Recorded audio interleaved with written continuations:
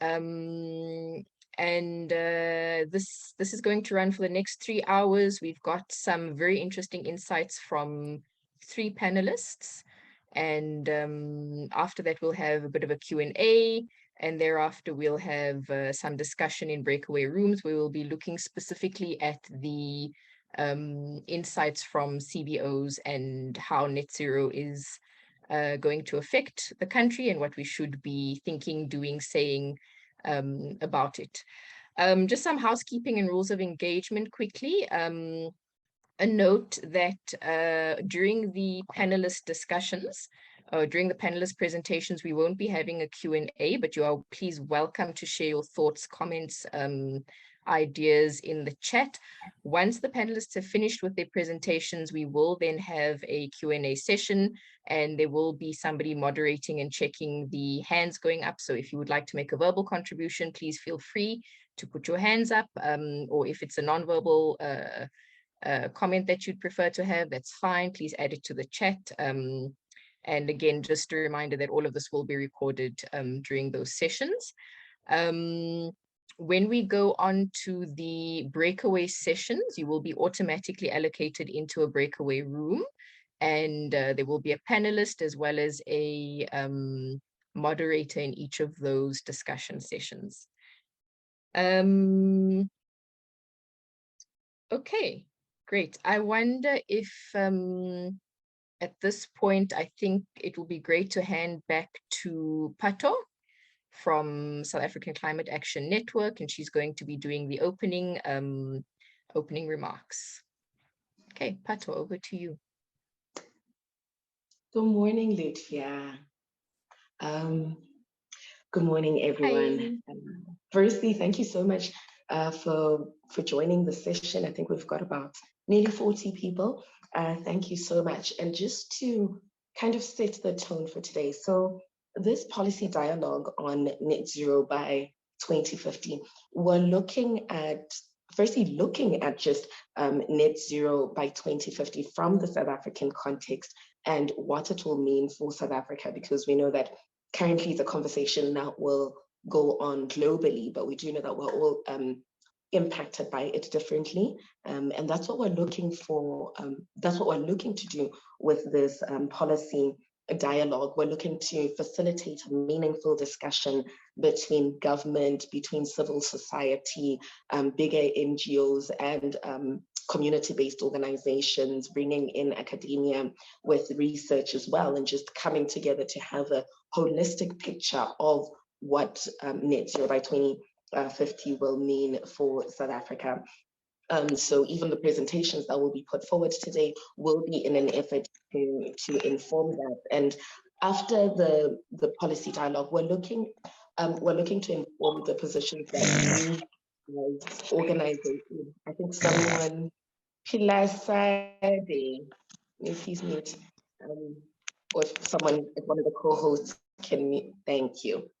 So the presentations are also looking to inform your positions as CSOs, perhaps as government departments, if that's where you're from, as youth organizations working within climate change, so that when you do take your position, you're taking informed, you're taking the best informed position you can take. And yeah, I think that's about it for the opening remarks. Again, thank you so much, everybody, for coming. We're looking forward to the conversation, looking forward to the presentations, yeah, that's about it. Looking forward to engaging and learning, everyone. Back to you, Lutfiyah. Great, thank you so much, Pato, for that warm welcome. At this point, we're going to need to do a bit of an introduction to the topic, which is net zero by 2050. But I'm going to hand over to James Wheeler from WWF, and he'll take us through that rather. So James, just a little bit of a background. James Wheeler is WWF South Africa's senior climate specialist, and he's worked on climate change issues around mitigation, adaptation, and impact for more than 18 years within both the private and public sector, including developing adaptation projects for several UN agencies.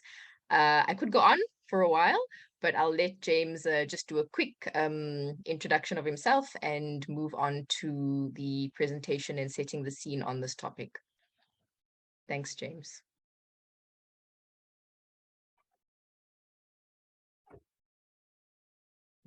Great. Thanks, Lutfiyah. Thanks, everybody, and welcome.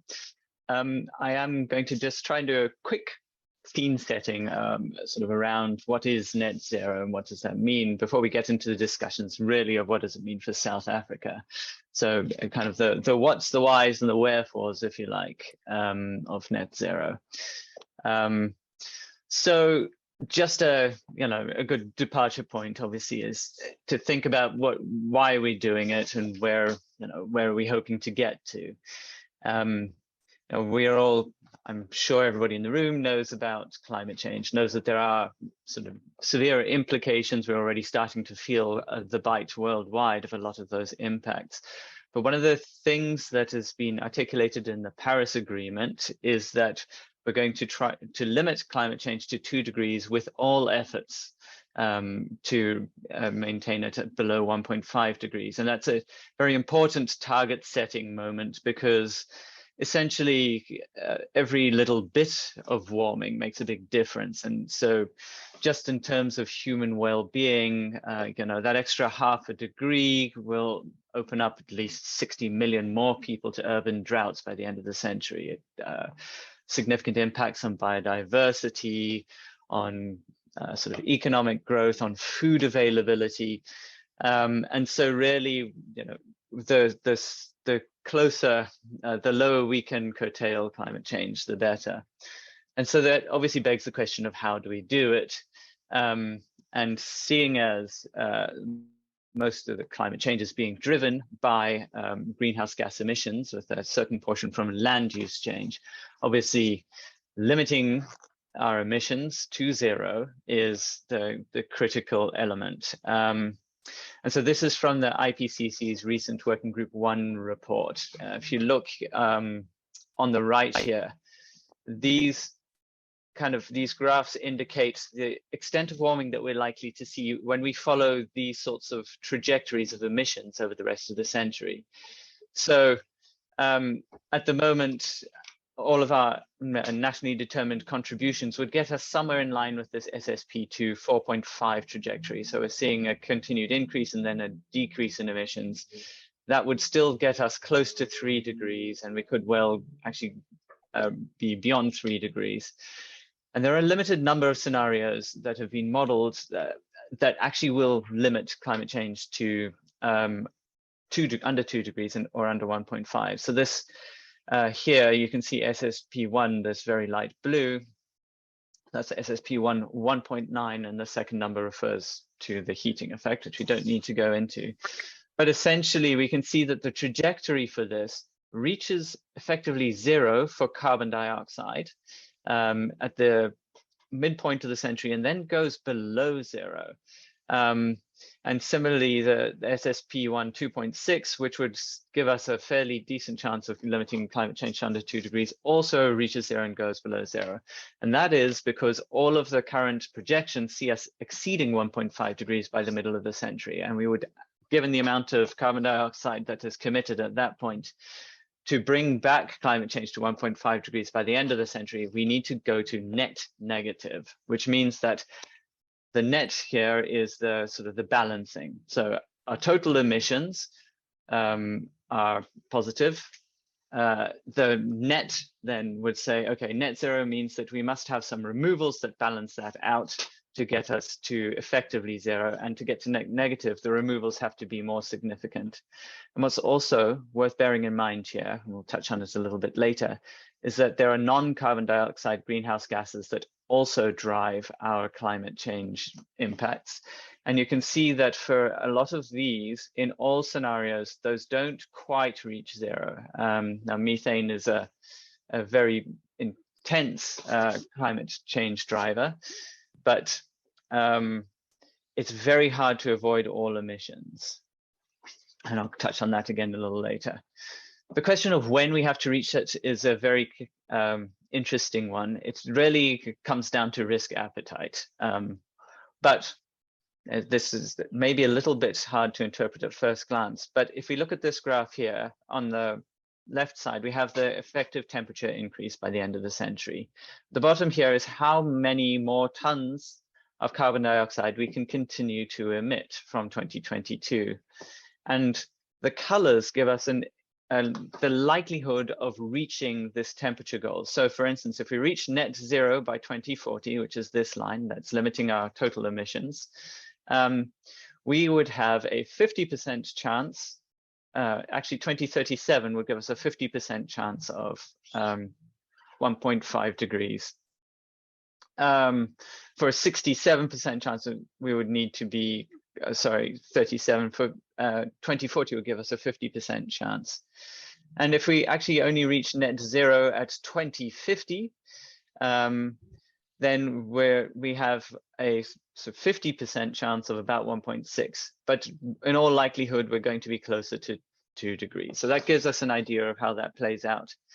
And then very important thing to bear in mind is the common but differentiated rights and respective capabilities, which is a mouthful, but essentially it's the principle in the UNFCCC, which is that developed nations, having benefited from the emissions and having largely committed the bulk of carbon dioxide and greenhouse gas emissions historically, have an obligation to do more action more rapidly and to support developing nations in their reductions. And so you can see here, this is a breakdown of, for instance, the phase out for coal. The developed nations would have to get to functionally zero coal by 2030, whereas developing nations have a bit of a larger window, sort of for 2040 for 1.5 degrees. And for oil and gas, because it's not as easy to remove, we would need to do that a little sooner. But for oil and gas, I think, even so for South Africa, for a 50% chance of 1.7 degrees, we still need to look at stopping that by 2042. So that becomes a significant, that means we have to change very, very rapidly. And if we look at how rapidly it really puts into perspective. If we're not going to have the removals and we're just going to reduce our emissions to zero, these green lines, for a 67% chance of getting to 1.5 degrees, the green lines are 1.5 degrees and the orange lines are 2 degrees. Even for a 50% chance, which is this dashed line, we have this phenomenal rate of decrease, 10.6% per year, or 8.5% per year of reducing our emissions. Whereas for 2 degrees, for a 50% chance of 2 degrees, we're still looking here at 3% a year. Now, to put that into perspective, that's a very, very steep rate of sort of drawing down on our emissions. This little dip here is the 2019-2020 dip, where the whole world shut down a large part of our economies, and we achieved exactly this sort of a 3.5% decrease. So imagine continuing that for another 40 years. That gives us the sense of the pace that we would have to do it at. And some sectors we're not going to be able to avoid emitting anyway. Iron and steel is very, very energy intensive. And whilst we can shift the energy to some extent, there's also a functional part that coal plays in the process, which could in future be replaced by direct reduction using green hydrogen. That's hydrogen that comes from renewable energy, but that requires a huge build out of the renewable energy infrastructure to make it, quite on top of our energy infrastructure that we already need to decarbonize. So the electricity is fairly straightforward to do, but these hard to abate sectors, cement, where we have process emissions, so just making the cement puts carbon dioxide out because you're baking it out of the rock effectively, and agriculture, where whenever we put fertilizers in, a certain percentage is lost, or cattle enteric emissions always going to be there. As long as we have those as part of our economy, we are going to have some level of emissions. Now, there are activities we can do to reduce those emissions. We can reduce our aviation, we can reduce the amount of meat that's consumed, We can substitute in some cases for some portion of the cement or some chemicals, but ultimately we're going to have some of those. So we're always going to imply that we're removing something. And how that's achieved is a very important question, and because it goes to this whole argument around net zero. Actual removals that from the atmosphere at the moment are primarily from the natural world, growing plants and ecosystems. There's, as trees grow, they sequester carbon in their bodies, in the biomass of the trees, and as with all living plants.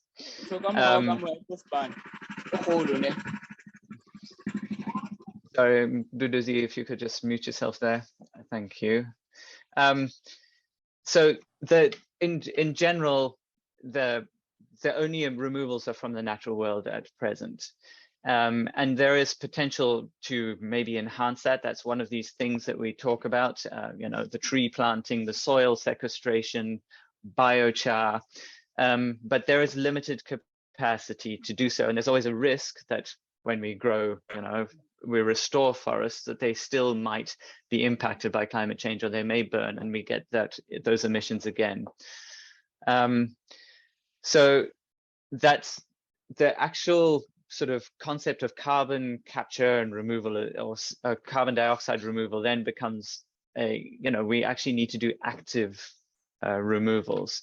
And if we look at this little diagram here, a very important question is, where does the carbon come from? So if you're taking carbon, you're putting it into products. So and in this case, we could think of trees or plants. So your biomass would be sequestered in the form of trees.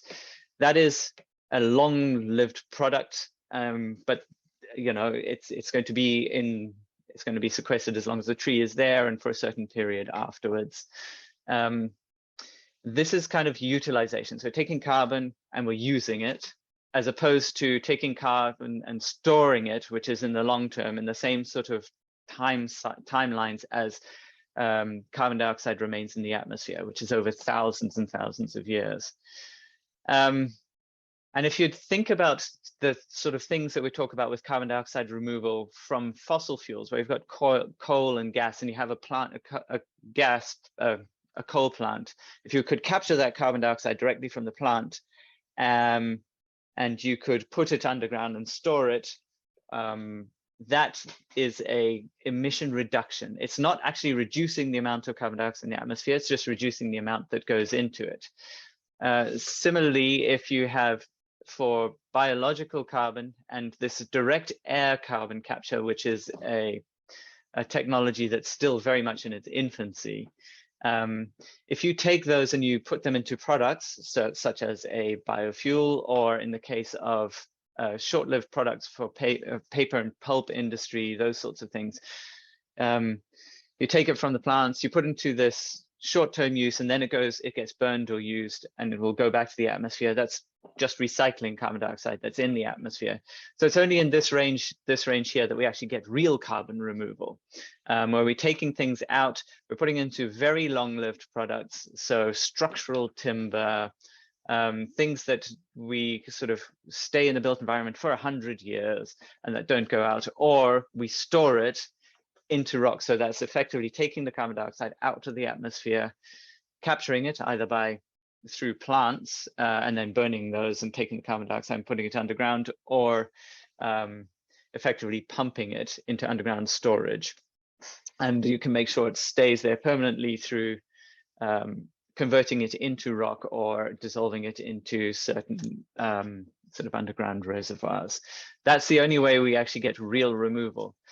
And just to point out that this little box here is actually just emissions. So if you take carbon dioxide, you capture it from a fossil fuel, you reuse it as another purpose, and it goes straight into the atmosphere, it's still an emission. That's a marginal reduction, but it's still an emission. So just to think about what is a net zero target, like what is the scope of these things, this diagram indicates the relative proportions of different greenhouse gases within South Africa to our overall warming contribution. And if you say we're going to go for net zero carbon dioxide, that means that we're balancing out our carbon dioxide emissions, or we're preventing the emissions. There's still this group of gases here, our fluorine gases, nitrous oxides, and importantly, methane, which will drive warming. And this is the same whether we're talking about South Africa or globally. A net zero carbon dioxide target is a valuable target, but it still leaves this larger amount that would be driving climate change. So a net zero greenhouse gas target is more all-encompassing, but is a much harder target to achieve. And we also see other articulations like a net zero economy, which is limiting itself just to the economic activities that we track in GDP, which leaves certain sectors outside of it. The externalities, the land sector, and a lot of capital stock issues aren't tracked necessarily in a net zero economy.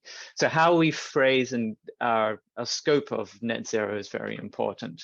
And this is very important for companies, which I'm not going to dig down into, but for companies, if you don't think about your upstream emissions and you only think about your direct emissions, and importantly, you don't think about downstream emissions. So for a fossil fuel company, it says they're going for net zero, but they're not really, they're only considering their operations and not the burning of the products they make.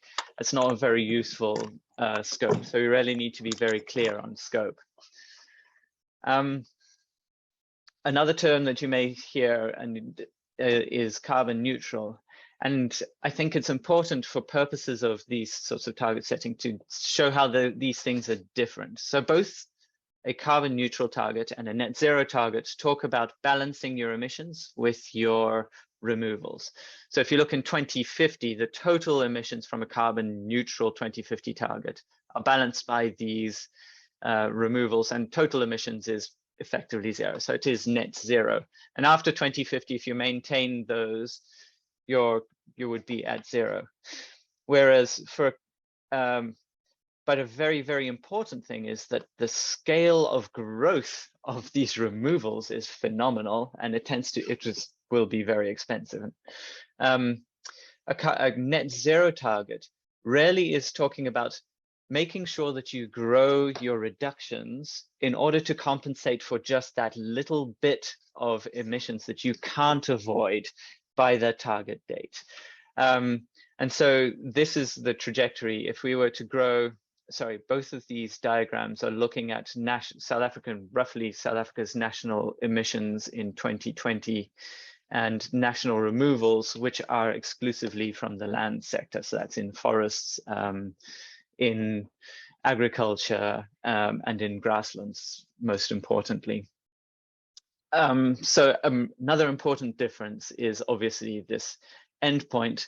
The risk is lower. So we have much fewer emissions, so the risk of reversals of our removals and the risk of bumping back up to high emissions because our removals are not adequate is lower. And the most important thing here, another point is that overall, over this period, this net zero trajectory has about 15% fewer emissions. We're growing our removals at the same proportional rate to the final end, but it has marginally fewer emissions because we're looking at this low-hanging fruit of reducing our emissions. And just to put this final target into perspective and the achievability, if this is the total amount of emissions that the natural sector already has in South Africa, and that is roughly equivalent to Mduduzi's emissions in a year. It's 24 to 46 million tons a year, depending on circumstance. Growing it to this point in 2050, which is about 4 times, is a substantial ask. That means that enhancing the natural sink, but also necessarily looking at some technological removals. This, however, is looking at a growth of several hundred times the natural sink, which is it's a huge removal. It's very energy intensive, it's very cost intensive. And obviously there's a moral hazard attached to that, which is that if you don't achieve that target, you're still left with this huge amount of emissions. And if you actually only manage to grow your emissions here, well, then you've inevitably missed your target. And that moral hazard of kicking the can down the road associated with a a carbon neutral target is one of the big arguments that's put against a net zero target, which is saying, listen, it depends on what your assumptions are for your removals.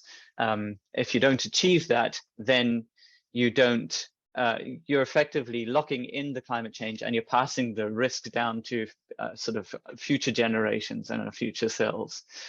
So one of the things that we have to think about, about this this risk, and also the associated risk of timelines, where if you say, okay, well, we've managed to do a certain amount of reduction, and if we assume that we're going to continue on that rate, well, great, we'll beat our targets, so we have a little bit of leeway, and we only need to get to net 50 by 2060. That can be addressed very clearly, the risks associated with that, by setting specific targets, not just for the emissions reductions, but also for the removals, and tracking progress against both of those. And in general, once you do the costings for any of these technologies, the lowest cost across the board typically is for mitigation, for reducing emissions. It's only those very, very high emitting, hard to abate sectors where we would reasonably be paying the cost of those reductions. A similar sort of issue around the boundaries I spoke earlier, but we need to make sure that the net zero is not just considering a limited portion of our total climate impact, but actually the whole climate impact, because if you don't, then you're leaving that additional portion still to be addressed in the future, right? So we need to set our boundaries very clearly, and this is a very important thing both for nations and for companies. It's where a lot of the sort of company level net zero targeting falls short. And so I've touched obviously on the feasibility of negative emissions, but one of the things to think about here is that whilst if we think about the emissions in the natural world, restoring a degraded land might, conceivably, or the undegraded land might have maximum potential of however many hundreds of carbons of tons per hectare. Actually getting to that point physically over a certain time period, and it will take time to do that, may be somewhere over here. But economically, like in terms cost terms, how much you spend on it and how much to do the restoration, the fertilization, the management, there's a cost associated with that. So economically, you may not get this close, you're only sitting over here. And then of course, it's important to bear in mind that for all land sector removals, there's trade-offs. This land is also, it's politically important, socially important, particularly where we have a land-hungry country, where we have people who are dependent on the land, where land reform is a critical issue. You're not going to be able to do our total reforms, even the economically achievable ones, because the land also has other uses and there's opportunity costs. So the target setting must be really, really very clear on what is technically feasible. And one of the risks that we often see with carbon offsets and market mechanisms is, well, firstly, that a lot of the offsets are not actual removals, they're rather avoided emissions, which you could make a case that is getting sort of the mitigation elements down, but it's not building up our sequestration potential.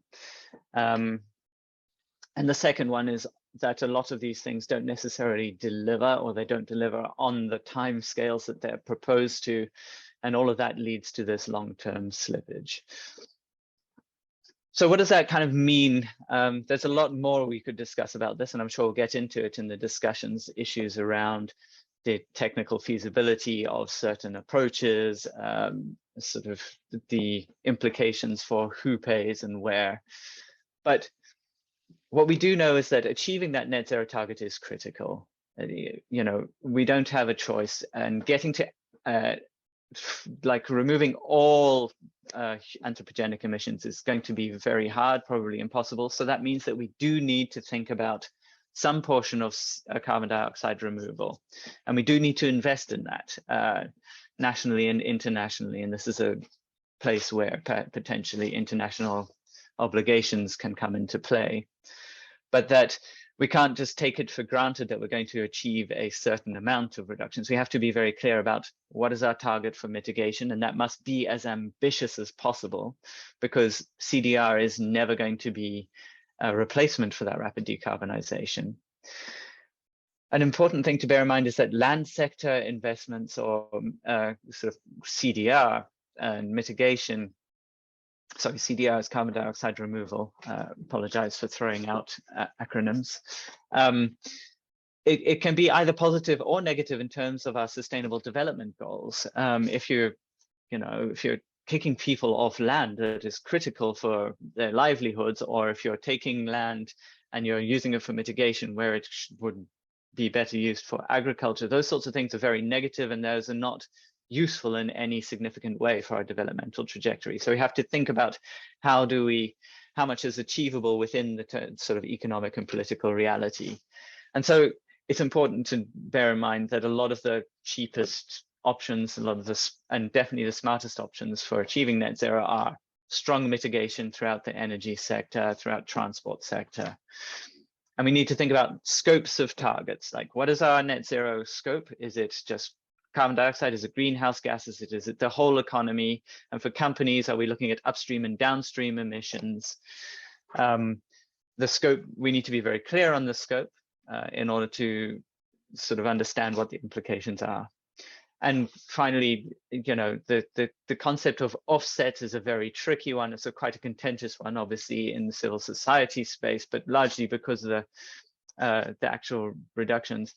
And a lot of offsets, such as investment in renewables as opposed to fossil fuels, that doesn't lead to negative emissions. It may drive mitigation, but if you're still emitting and you're using a sort of emission reduction somewhere else in the economy as an offset, that doesn't get us to our net zero. That just is an incremental emission reduction. Okay, we will be putting out a more detailed policy brief. It's not quite yet ready, but we'll circulate it within the next week. Yeah, I'm going to leave it at that. Thanks very much, James, for that presentation and explanation of the technical considerations with regards to the target of net zero by 2050. We're now going to move into a quick Q&A.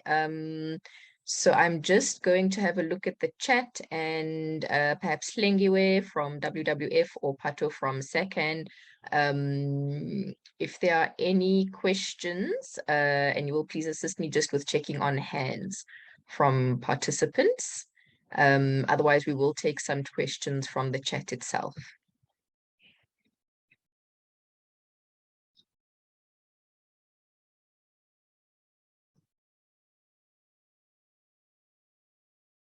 I don't see any hands at this point. I see the question in the chat. Hi, will the recording be made available? Yes, it will. Okay, I see we have a hand from David. David, if you could unmute and please go ahead. Sure. Hi, James. Thanks very much. I mean, I think your presentation was great, but I'm worried that, the context in which we're having these discussions is changing unbelievably fast, and that the rate of damage and impacts that we're seeing coming at us are outstripping our ability to come up with frameworks for understanding them as fast as we should be. The Climate Crisis Advisory Group, which is headed by the former UK science advisor, David King, has said that there is effectively now no more carbon budget, and a carbon budget is still a part of the net zero conception or formulation. And I just wondered whether you have any comment on that. I mean, I worry that even with a net zero formulation for the crisis that we're in, that we risk extending our notion of how long we can still continue to emit far longer than is actually sane under the circumstances. Thanks. Thanks, David. That's definitely a critical issue, and I'm sure that's one that will come up in the debate. But broadly, yes, essentially we have the necessity for removals is partly because we have no additional budget remaining, if you like. So the question of I think what you're saying is net zero may allow us the mental space to kick the can down the road. And that's one of the things that I'm trying very clearly to say is not a feasible option. Net zero is absolutely essential because it's the only way we can balance our emissions, the way we can achieve a stable emissions environment. But that we can't, the sooner we achieve it, the better.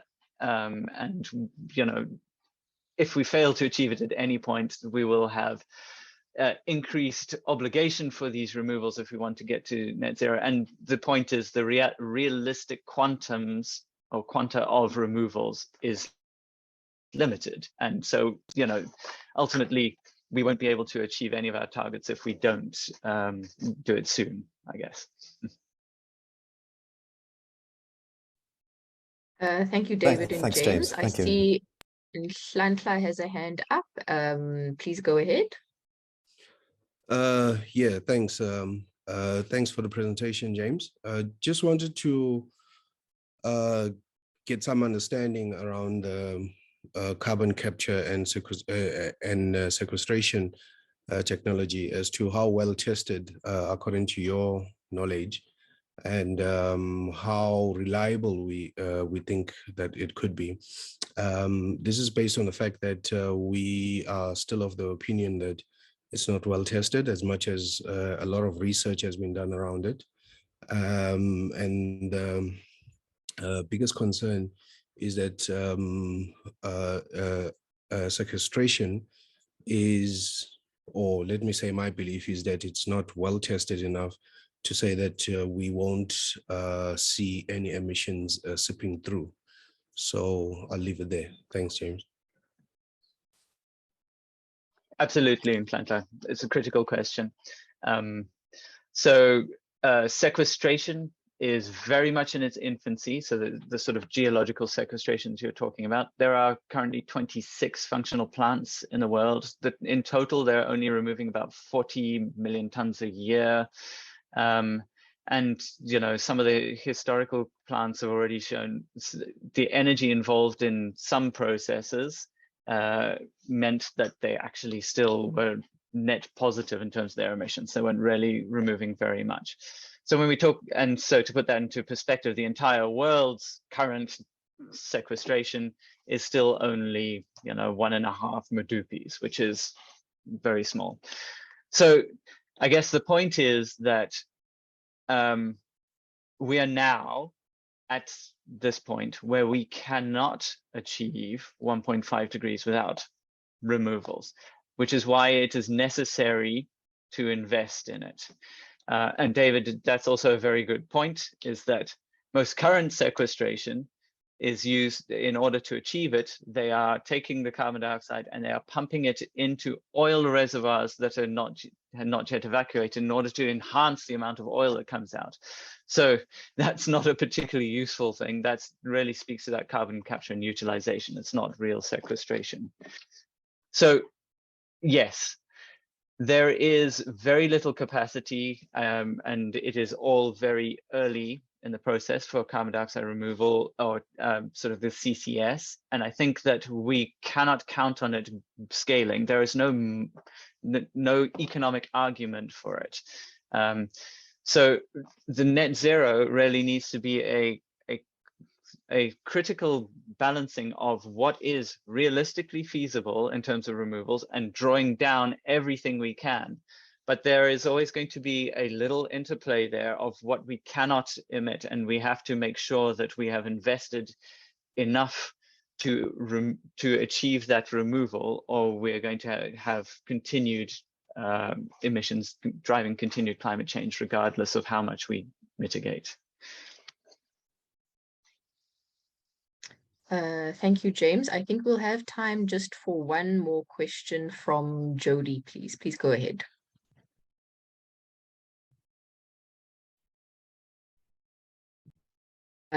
Jody, you're on mute. If you can just unmute quickly. Hi, James. Sorry again. Yeah, great to see you. Thanks for the great presentation.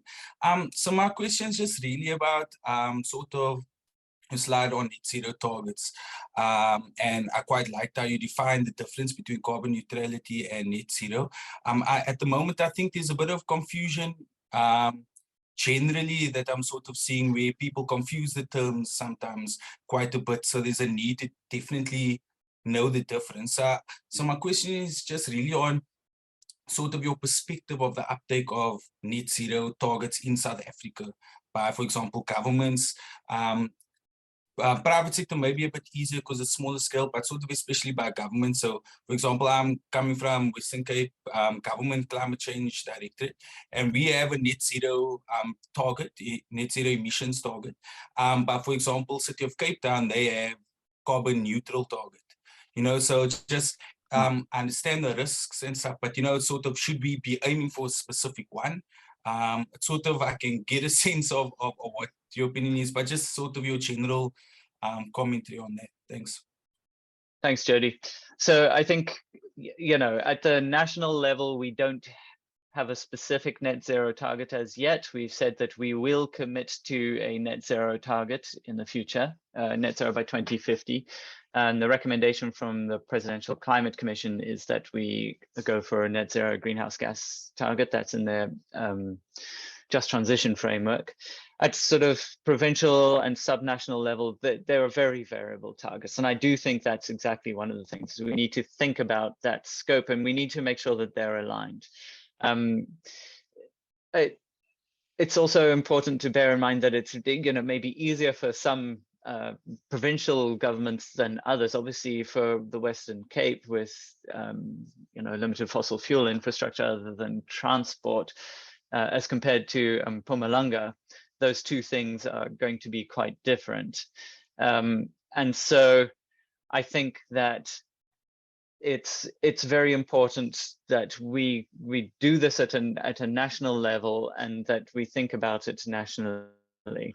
And for companies, you know, I did highlight this earlier, but it's a critical point that a net zero target means that you need to be following the trajectory of a 1.5 degree reductions for your overall company emissions. And you need to consider the impact not just of your direct emissions, but also of your products. So, I mean, essentially fossil fuel companies' targets, where various of them have put net zero targets out, but all of them are talking about net zero in terms of their direct emissions. But still, they're still anticipating producing large amounts of oil and gas in 2050. Now, that doesn't align with any substantial net zero target. It's not possible to achieve that if they're not talking about actually reducing their product. And so products are also an important part of scope. Great, thank you so much, James. I see that there are some follow-up questions in the chat. Perhaps we can get to those in the breakaway rooms a little bit later, but we are now going to move on to our panel discussion. I just need to check that we have all of our panelists with us here. I think we are going to start with Mduduzi, and I will do introductions shortly. Just a reminder of the housekeeping for the panel presentations. We're going to have presentations from our three panelists first, and then we will invite Q&A, but please keep the questions, comments, any ideas as well coming in the chat. Okay, so just to move on, in our panel discussion, we're going to be chatting to Andrew Marquard from UCT. Sorry, please correct me if I'm saying your surname wrong. He's a senior researcher on energy and climate change. We'll also be chatting to Jongikhaya Witi from DFFE. He's the chief director. And we'll start off with some inputs from Mduduzi, Tshabalala from Bothle Thlaho, environmental. And just as by way of introduction, Mduduzi, perhaps while you are getting your presentation ready, and I'm not sure, is it Hlengi or Pato who will be assisting you with sharing there? But while we are getting that ready and onto the screen, so Mduduzi was born and bred in South Africa, in Sebokeng, in the Vaal, south of Gauteng. And he's the founding member of Bothle Thlaho Environmental Group. They are doing horticulture and permaculture practice. And he's also the leading member of the XR Vaal campaigning for environmental justice. So I think it's going to be very interesting to get the CBO perspectives and social perspectives on the net zero by 2050 target. And yeah, I think in terms of our discussion, it will be interesting to move from the technical aspects that James has really grounded us quite nicely in, to looking at sort of the social costing, possible fiscal implications, and what that may mean for South Africa's own adaptation needs, for example. And I think it will also be very interesting to get some inputs on the policy and political side as well, perhaps from Jongi. Okay, I just want to do a check-in. Mduduzi, are you ready? Are you with us? Yes, thank you, Lutfiyah. I'm here. Okay, great. You're here. Do you have a presentation that you would like to share? Yes, I actually sent it to Pato. I don't know if it would be ready by now. Okay, there we go. All right. If you can just, when you need to change to the next slide, you can just indicate, and I think Hlengi will assist you with that. But Mduduzi, over to you. Please go ahead. Thank you, Lutfiyah. And good day to everyone. I don't know, Lutfiyah just did a fair introduction from my side. I'm going to speak about a net zero carbon by 2050 as an alternative energy campaign. And mostly it's experiential work that we are trying out here in the Vaal. If I could also just do a short brief about the Vaal Triangle, which is one of the most industrialized region in South Africa. Prehistorically, for more than 40 years or so, the Vaal Triangle is the one priority area that was declared about 15 years ago, I think, by the Department of Environment, Fisheries and Forestry as an air priority area. I'm sure we all know about that, which we have about 4 of them currently in the country. So mostly also the presentation I'm about to talk about will be speaking to that, most of the impact. But across the country, even the sub-Saharan, we see most of the impacts that are common. Can we move to the next slide, please?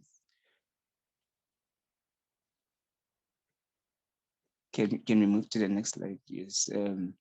So partly, one of them, the prime concern, I think it is mining, that perhaps, if I may say, host communities would be talking to in this instance, because mining has a very huge impact from host communities. Here in Watterdal, we see them in different forms. We can talk about coal, which we have more in the Vaal, but specifically here in Watterdal, we had this mine quarry, which used to be an oven brick mine, which was closed for about 20 years ago. And this is what it looks like today. And most of the impacts are there, as I've listed, from children drowning every year. Every summer, children go swim in that dam, which we don't know how deep it is. It is not fenced, and most of the crimes are happening there. Most of the crime scenes, most women who are brutalized and abused, they get dumped in this space. There's cable theft, there's activities that are happening. So many illegal bad things are happening in this space. So this is the legacy of mining we are seeing, apart from other abandoned mines like your Zamazama, either in the gold fields or the coal fields even as well. We see so much different impacts that are happening across mining host communities. Can I have the next slide, please?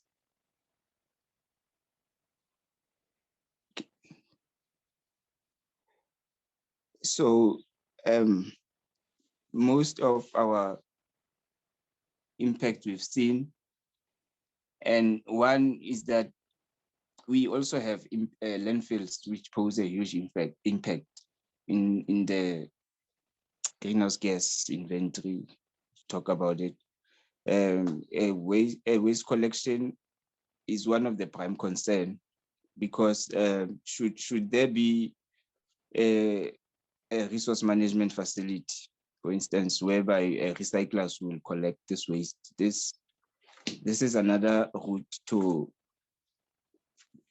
decrease solid waste that we see, because it is becoming a problem. For instance, here in Vatterdal, the quarry that was left abandoned, it is now being turned illegally into a landfill. And we don't know the impact already, as the quarry itself is eroding. So we are faced with so many challenges, and unaccounted underground water impacts we are going to see in the future. The continuation of the way industrialized, even informal behaviors we've seen, it is not working for us. Can I have the next slide, please? So we are looking in areas of rehabilitation where the impact is also happening, because we have seen the loss of biodiversity. It is happening every day on land clearance, either it's mining or any urban development. We are losing biodiversity, and the land is becoming more degraded.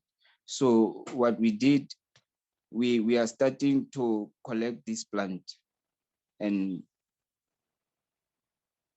we are collecting the seeds from this plant, and then we are planting them. Some we are putting back in the natural environment, when some we are growing in the nursery. Yes, we are growing in the nursery to multiply the plant. So we've seen the importance of trees, most particularly, and in the process we are learning that not only trees are capable sources of carbon absorption. We have a lot learning from succulent plants, which are very, very significant and can be used for indoor air quality improvement. We do have, can I have the next slide, please?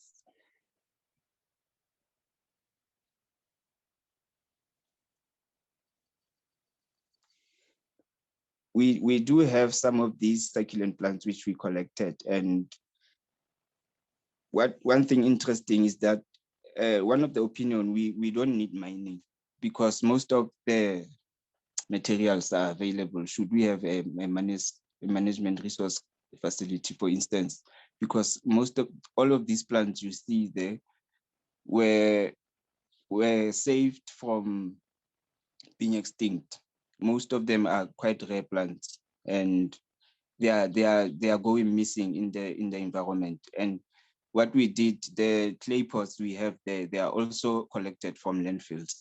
So this is what we are trying to display about mining again. There's no longer a need for digging this planet, because most of what we have dug is already ending up in landfills with no use. So we are trying to put value back into the environment, and by cleaning the environment and continuing to breed more plants, more natural plants. And yes, just for the sake of putting value and trying to create economic opportunities. Can I have the next slide? Next slide, please.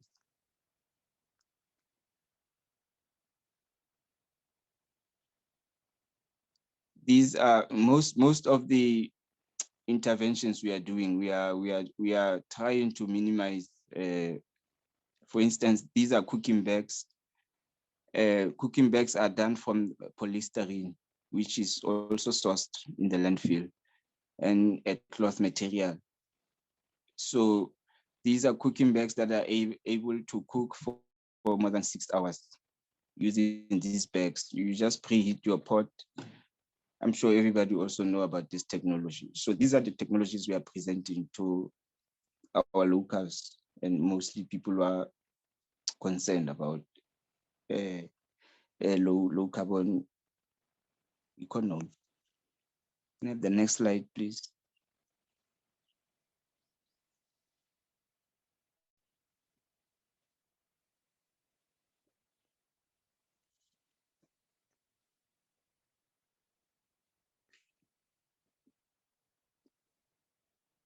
And yes, using the asset-based community-driven development, we are currently demonstrating building a biogas digester, and also on the point of not continuing to mine, these are oven bricks.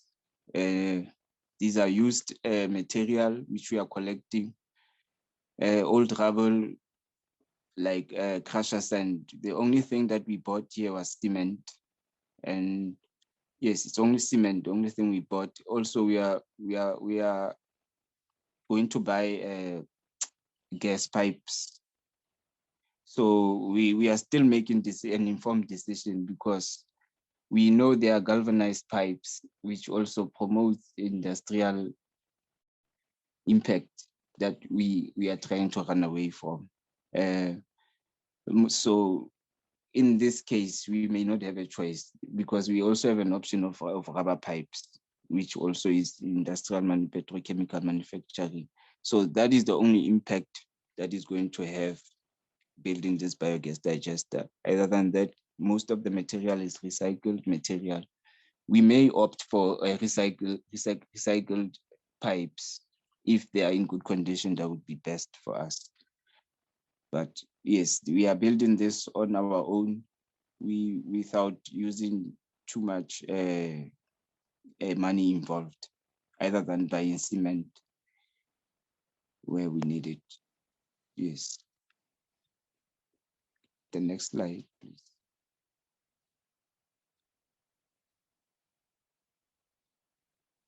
Yeah. Can we have the next slide? Yes, because this is when we were demonstrating building a biogas, and the intention is that we can do this in a large scale, because the one we are building is actually for small household. So with the intention, we want to build the one with the large scale that will be able to allow at least more than 20 people to cook all at once. Something we call a kitchen village, which we are trying to implement here in Watterdal. Watterdal is also a rural community in Sebokeng. Not much of a big community, about less than 300 families, and including informal settlement that is here, I think it will be less than 400 families. Yes, so mostly we do have electricity crisis. So should we build a kitchen village, it will be beneficiary to these families. And this can be, at large within the country, especially in rural communities of South Africa, where there is hardly electricity access and informal settlement, of course. Can I have the next slide, please?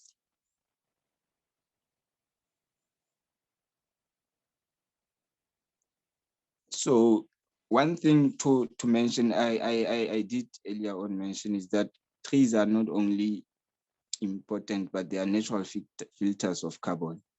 And we started this project about a few years.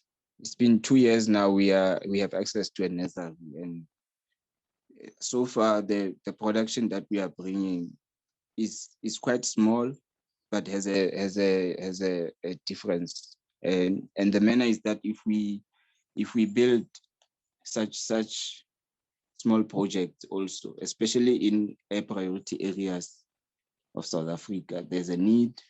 And there is one particular plant which is quite important to learn about, and it has caused a huge debate, the Petulacaria speckboom. And some people believe it as a myth, but the truth is that this plant is quite a small plant, and should it be planted on a on a 10-hectare farm, and by so meaning, and a 10-hectare farm, not the entire 10-hectare landmass, but a stray of barricading a 10-hectare farm. This is equivalent to absorption of more than 10,000 megatons of carbons annually. So if this is done in a huge scale, it's going to have a huge impact of carbon reduction. And the reason why, to justify, we really don't need mining. Can I have the next slide, please? We absolutely don't need mining. Particularly, we can talk about coal, for instance, but at large, we really don't need mining, because in the absence of not doing much in terms of green jobs, we have something called climate jobs, and also we have something called green jobs, which are not at largely escalated, for which we have a possibility of creating 1 million renewable energy jobs. Also, at the absence of creating more than 1 million green jobs by doing agriculture at a very local scale to reduce also transportation of food, which is also the cost impact to the greenhouse gas emissions we are seeing. For instance, we have years and over a century of mining in South Africa. And honestly speaking, a shocking statistic came to my attention that the mining houses has never created more than 500,000 employment opportunities in the history of mining in this country, and something we are denying ourselves as a just transition. Looking at the statistics from Minerals Council House, it says currently they are sitting at about 90,000 jobs that are permanent. This is seriously a suppression of workers who are supposed to be working, especially with the resources that they are not even benefiting. So there is a need to have a just transition, to create a net zero carbon. It is possible in a short space of time, without even waiting for 2050. Because in the opinion, again, is that the reduction of emissions is not happening either way. We can talk about it, especially in host communities. It is not happening. And the more we are delaying this, we seriously don't know what impacts we are waiting for, because climate change is happening today. We can talk about the impacts. Some we don't even have compassion to talk about, which are recent. We've seen recent impacts that have happened across Europe, in the Eastern Asia, in Central Africa. We've seen huge impacts, and it is escalating because the seasons are moving. We are now coming to the central South Sub-Saharan season, which is, we are going to see more devastation. But the manner of how economic development is addressed, especially to host communities, it really doesn't speak to host communities and really doesn't favor host communities, because in the experience of hosting mining activities, we have devastation, impact, and history that is written that we are not even addressing, none to talk about. There is so much injustices that is sitting with communities that is there. So I think my presentation will end here. Thank you. Thank you very much, Mduduzi. I think you've given us some very interesting perspectives there on everything that can be done at a local level to address the question of carbon emissions. And I think that brings to mind for me the question of, should communities and community-based organizations be the ones to be thinking of net zero? And maybe if you can just chat a little bit more before we move on to our next panelists around your perspectives as a representative from a community-based organization on the target of achieving net zero by 2050. Do you think it's realistic? Do you think it's something that civil society should keep in mind? And if so, how can they get behind it? If you do have any thoughts on that?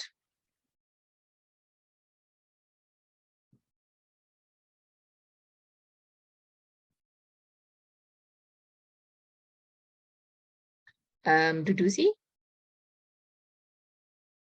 Yes, Lutfiyah, absolutely. I think what I also forgot to mention is that most of the host communities, we have experienced the impact and tried exhausted avenues of trying to come up with adaptation methods. And I think most of communities are sitting with solutions, but they have been excluded in most cases because we can talk about the clean development mechanisms, which also didn't favor communities. So the manner is that we really don't need to anticipate solutions to come from outside host communities or host countries, for instance, but solutions should come from below, hence a just transition from below that should favor the people, the community themselves. So I think CBOs are also in this space of trying to lead or demonstrate what are solutions that are out there. Of course, including researchers and academics, because this is where also we got most of the knowledge. And yes, yes. Thank you so much for that, Mduduzi. I think it will be very interesting to ask some follow-up questions and to actually discuss with you a little bit more deeply on that in the breakaway sessions. I'm going to move now to our next panelist. Andrew, I just want to do a check-in that you are with us. And do you also have a presentation, or are you happy just to speak to some of the questions that we have? Hi, I am with you. And great. Yeah, this is super interesting. I do have a presentation, and it would be the easiest if I can share my screen, because for some reason it won't let me save it. Okay, great. Please go ahead, do share. Okay. And if you can keep it to about 5 minutes, please. Sure. But please go ahead and please do a reintroduction of yourself. I think it's been a while since I mentioned your name at the beginning of the panel. Oh wait, hang on, that's the wrong thing.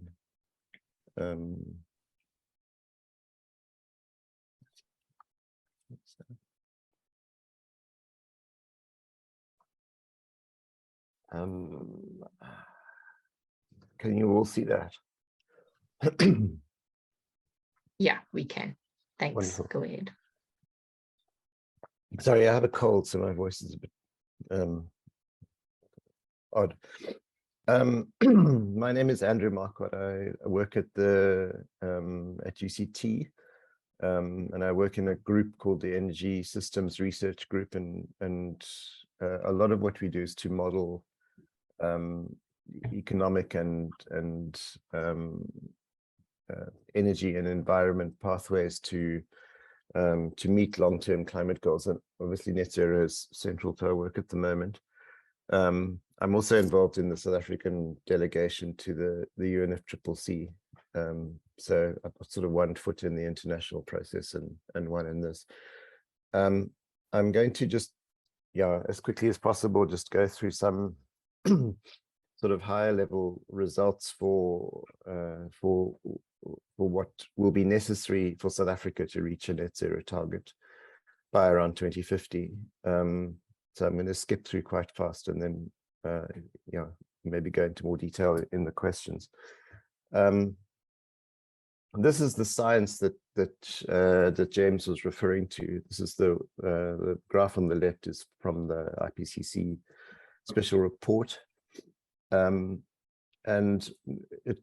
it's a very complex graph, but basically consists of dozens and dozens of global climate and economic model runs to try to determine what the most likely pathways are for us to get to, not to get to, but to keep temperature more or less within 1.5 degrees. And there are two important sort of features of these pathways, or there are actually three, but the third one is very complex, and I'll get to that a bit later. I think James dealt with that a bit earlier as well. The first one is that by 2030, we need to halve global emissions from where they are now. So if we're roughly 2022, we're somewhere up here, and they haven't started declining, unfortunately. By 2030, we need to halve them to around from about over 40 megatons to about 22. There's no sign that we're currently doing that. Then by 2050, or around 2050, we need to reach net zero carbon dioxide emissions. This is CO2 only. And then we also need to have deep reductions in other greenhouse gases, particularly methane and nitrous oxide. What really determines the climate outcome in terms of CO2 is this area under the curve here. So it's the long-term budget. It doesn't matter too much how we spend the budget within this area, but that's the important thing is that we limit ourselves to this budget. And then after that, we effectively don't emit any more CO2 into the atmosphere. So as a planet, we have a choice between not doing anything and then reducing extremely rapidly, or reducing in a more measured way. But either way, the long-term budget is what really makes the difference. This has become more and more central to the global climate change regime. And in fact, because the report came out while Trump was still the president in the US, earlier attempts to really enshrine this in the multilateral system failed. But in Glasgow, the science is now central to the outcome of Glasgow. The real problem is that I think almost all countries now, and certainly all major economies, have some kind of net zero target.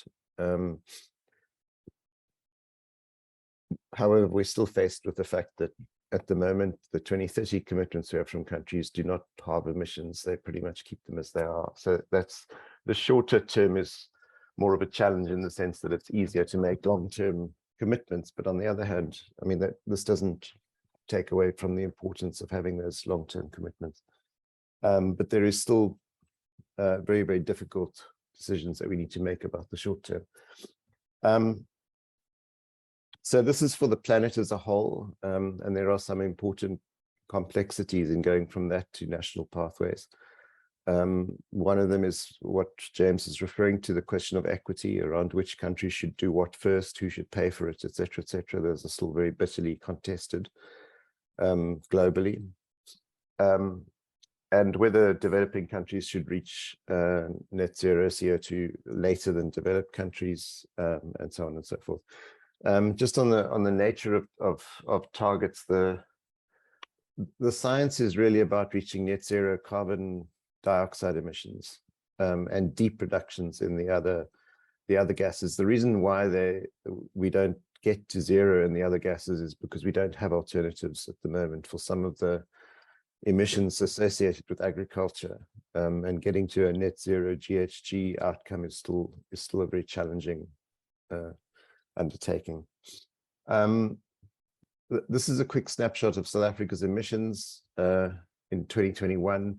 These are modeled estimates. These are not, these are based on our greenhouse gas inventory, but the greenhouse gas inventory at the moment gets up to 2019. So these are approximate. So 82% of our emissions are from CO2. So a net zero CO2 target for 2050 would mean getting rid of all of these emissions here, or at least balancing them with this little thread down here. This is the carbon sink that we currently have, which is minus 2% of emissions. In other words, it would, if we wanted to get down to net zero, as our emissions profile is arranged here, we'd have to get down to 2% of where we are now. The CO2 emissions come mainly from the energy sector and from industrial processes and product use, and a little bit from the land sector. And of the energy sector, a large chunk of that is in electricity. The second largest chunk is from the coal to liquids process, and then manufacturing and transport. A lot of these CO2 emissions are associated with coal. So the last part of this is just mapping these emissions onto which fossil fuel or other sources there are. So about 68% of our total emissions come from coal, and about 14% from liquid fuels, and a little bit from gas. This is the same plot just of CO2 emissions, not of all GHG emissions. And you can see more or less the same information. About 54% of our CO2 comes from electricity. 82% of our CO2 comes from coal. So getting to net zero really involves getting rid of almost all the coal in our economy by 2050. This is some modeling that we did on net zero. These are the emissions from each sector, and this is a reference case. So in other words, this is what happens without policies if we just let the economy respond to current price signals, etc., etc. We won't. There will be some reductions, mainly in the electricity sector, from replacing our retiring coal plants with renewable energy because it's the cheapest thing to do, but it won't get us to anywhere near net zero. The graph on the right is CO2 purely, and you can see that there's still an enormous amount in almost all sectors, except for electricity. What we need is a much more dramatic strategy to achieve this. And there are two elements, as I was saying earlier, to this. The first element is obviously to explore the possibility of our economy reaching net zero CO2 emissions around 2050 and or beyond. And the second one is keeping ourselves within an emissions budget within that trajectory. And this is an essential part of us contributing our fair share to the overall mitigation effort. It's possible for us to construct hypothetical net zero pathways which involve extremely steep reductions in 2040, but that is economically probably not feasible, and also it would involve us spending more of the global carbon budget than any kind of equitable analysis would allocate to us. So what we did was we modeled 4 different GHG budgets for the country, including a net zero goal at the end. And plotted out a number of the resulting trajectories. And for the more ambitious ones, particularly 6 and 7 gigatons in the long term, it involves we basically have to start doing things now and reduce emissions really dramatically in the next 10 years. Which is probably going to be too challenging for our economy from what we can see at the moment. Because from a sectoral point of view, so if you look at the 2 graphs on the right, they involve extremely steep reductions in electricity up to 2030. And we're currently looking at what is possible by 2030 and how fast we can invest in renewable energy. But there are some real bottlenecks, particularly on the transmission grid. So even to get to these more conservative trajectories on the left, this is an 8 gigaton trajectory with a very optimistic assumption about the carbon sink by 2050, which would require a lot of investment in the land sector. We would still need to reduce emissions very significantly in the electricity sector, and that would involve investing probably in around 50 gigatons of renewable energy between now and 2030, and also a massive amount of investment in the transmission grid, because that is the main bottleneck at the moment, because we have very, very good renewable resources scattered around the country, but the best ones are in places where there isn't very much capacity on the transmission grid. We would also have to reduce quite steeply in other sectors. The coal to liquids process would just shut down in any kind of real net zero scenario with any budget over 10 gigatons or so. There would have to be reductions in the manufacturing sector, who would largely be replacing their use of coal for thermal applications with other technologies. The hard to abate sectors like iron and steel, there's now technologies to use hydrogen instead of that. We're looking at technologies for ferroalloys using hydrogen as well. Those are all technologies that could start to be implemented commercially, we think, in the 2030s. For the time being, the big site of mitigation would be electricity, and that would significantly reduce our coal output quite dramatically from now until it would halve it by more or less 2030 and go faster after that. Then other sectors would follow. The transition in the transport sector would follow in a similar way, but about 7 years behind, etc. All of this would need to be accompanied by a whole range of very, very detailed and responsive policies, which would promote green industrialization, policies around the just transition and mine rehabilitation, and doing the kind of amazing development projects on the ground, like some of the things that were referred to in the last presentation. All of this we need to accompany this, first of all, to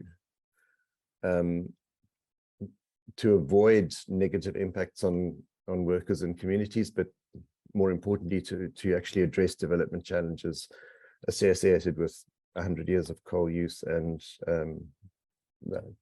basically our history, which has resulted in such high unemployment rates, etc. So we'd also be looking at measures within all of this that are employment intensive, such as renewable, some parts of renewable energy. So we would need to basically invest in a lot of large-scale grid-connected renewable energy, which has a relatively low number of jobs that it creates on an ongoing basis. But then things like solar PV on roofs are very job-intensive, and so are energy efficiency measures, which would also make all of this dramatically cheaper. So, I mean, the other thing is at the moment that the only solution we have to things like the cement industry is CCS, and it's we're not sure we could even build CCS on that scale in South Africa. So there are still some fairly big challenges right at the end of this.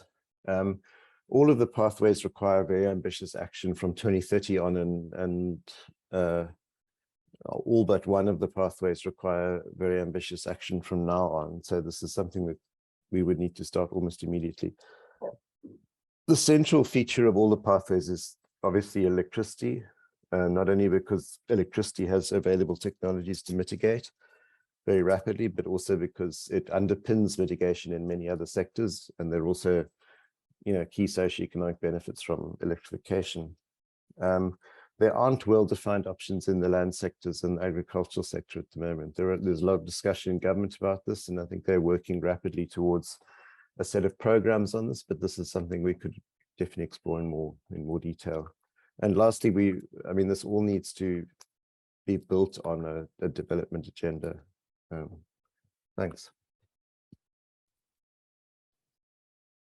Thank you very much, Andrew.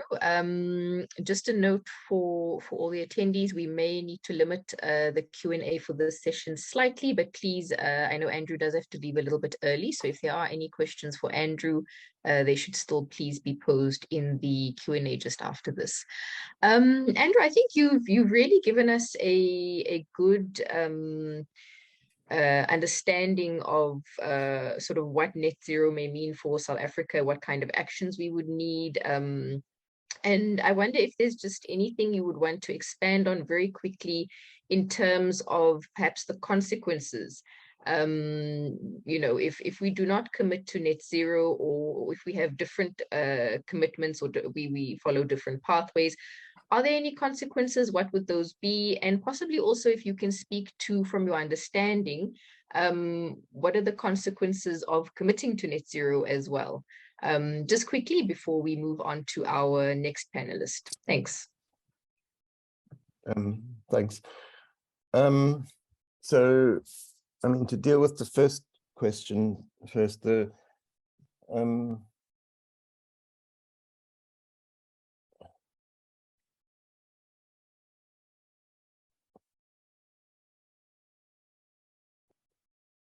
I think politically, there's quite a big distinction under the Paris Agreement in policy and in legal terms between short-term targets, which are the NDC targets, and long-term targets, which are the under which net zero would fall. So all the legal obligations under the Paris Agreement relate to those short-term targets, but increasingly there is this emphasis on these longer-term targets. And I think it would be fairly difficult for us not to have some kind of engagement with where our emissions are going in the longer term. And I think that this pressure will increase significantly over the next 5 to 10 years.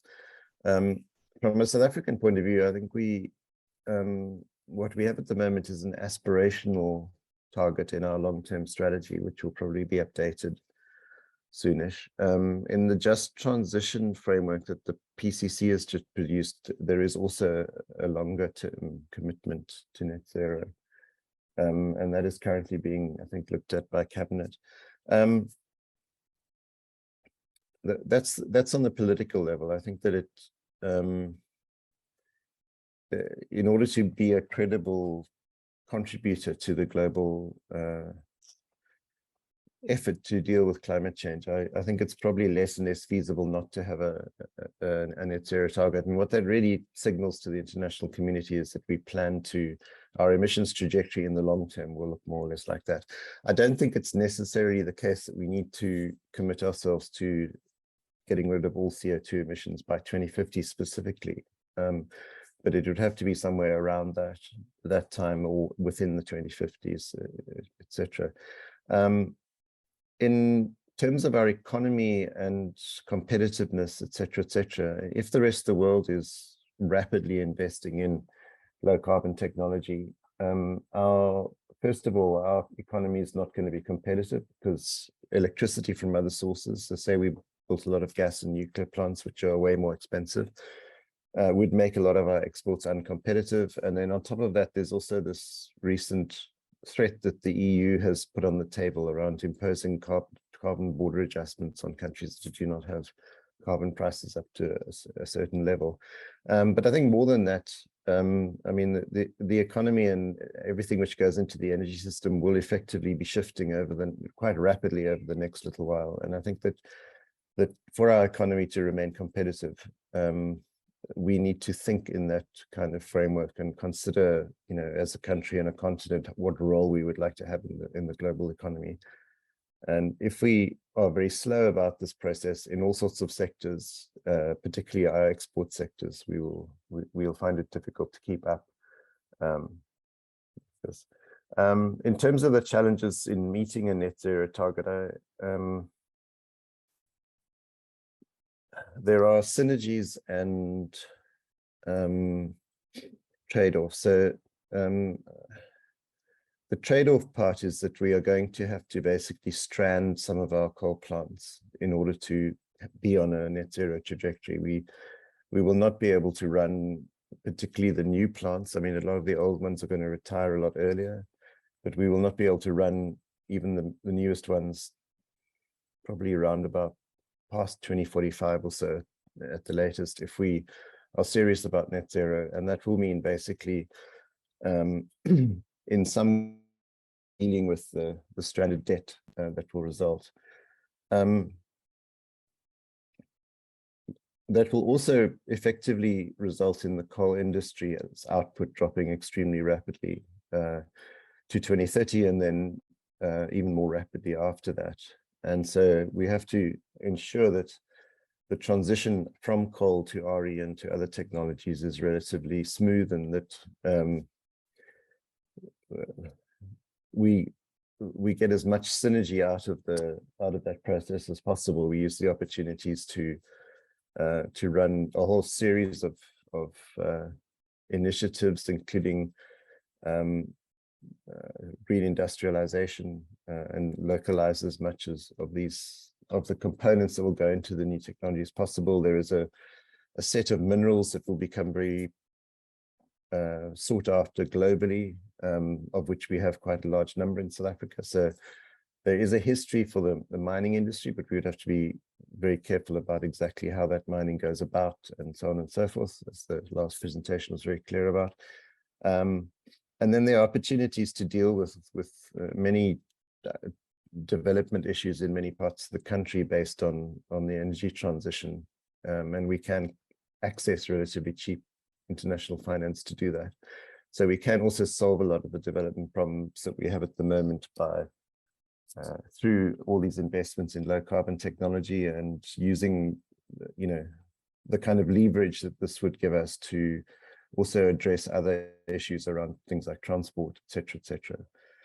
There's probably a sort of a, I don't know whether you'd call it like a sort of elite technocratic way of doing this, or there's a kind of a popular, broad-based, sort of people-centered way of doing it. And the elite way is just to swap the technologies out and end up with the same unemployment, the same everything else. And the other way would be to look at how to maximize the social and economic impact of the shift and of that massive investment that is going to be necessary, and to get as much out of that as possible and to make it as distributionally progressive as possible. Yeah, so there are a number of choices and different pathways we could follow to net zero. Thanks. Great, thank you so much for that, Andrew. We're going to move on to our next panelist now, who is Jongikhaya Witi. He's from the DFFE, or the Department of Environment, Forestry and Fisheries. Jongikhaya Witi is the Chief Director for the Climate Change Monitoring and Evaluation Directorate, and he's an experienced senior service manager. Yeah, Jongikhaya, over to you, please, to introduce yourself and to perhaps speak to the question of what government's stance is on net zero carbon by 2050. Thanks. Yeah, thanks, Lutfiyah, and yeah, good morning, everyone. My name is Jongikhaya Witi from Environmental Affairs. I lead the climate change mitigation team. And of course, one of the things we deal with is precisely this question around how we get to net zero and what sort of policy instruments we can use to do that. And also looking at it through the context of the just transition. Of course, you know, as time goes by, you know, the question of the just transition, particularly for developing countries, is becoming a complex issue, and, you know, requires the consideration of many factors. So, you know, to adopt the developed country approaches to the just transition, which have generally tended to look at the just elements, including jobs and livelihoods, is just not enough, because, you know, there's a deficit in terms of still the developmental aspirations that still needs to be addressed. So as we look at the just transition, we also need to look at how do we transform our economy. So this is something that for us is key in answering, or at least offering a way of looking at how we transition to net zero. So that's the one, you know, overarching point that we would like to raise. So as government, we are supportive of the, you know, the need to transition to net zero by 2050. This, as James highlighted, you know, aspirationally has been reflected in our low emissions development strategy. However, that strategy is very much silent on the how. And because it has been understood that we need a national process to define exactly that. So part of what I'll be saying today is just to reflect our thinking of exactly how we do that. But when one looks at history in terms of our policy making, one can see that government started, you know, more or less about, say, 10, 12 years ago to start thinking about the just transition. If one looks at our climate change response policy, it does talk to some extent to the just transition, and even highlights the need for us to look at the national employment vulnerability as we go about, you know, introducing climate change mitigation measures and adaptation measures, and also calls for development of sectors' job resilience plans to deal, you know, with the negative consequences of that transition. To the extent that those actually have been developed in the past 2 years, and they've helped to inform a lot of the work that the Presidential Climate Commission is doing. And fairly recently, as Andrew mentioned, you know, the development of the just transition framework, a lot of it has been informed by that work. If one looks at the NDP, it also calls for a transition to a low carbon economy and society.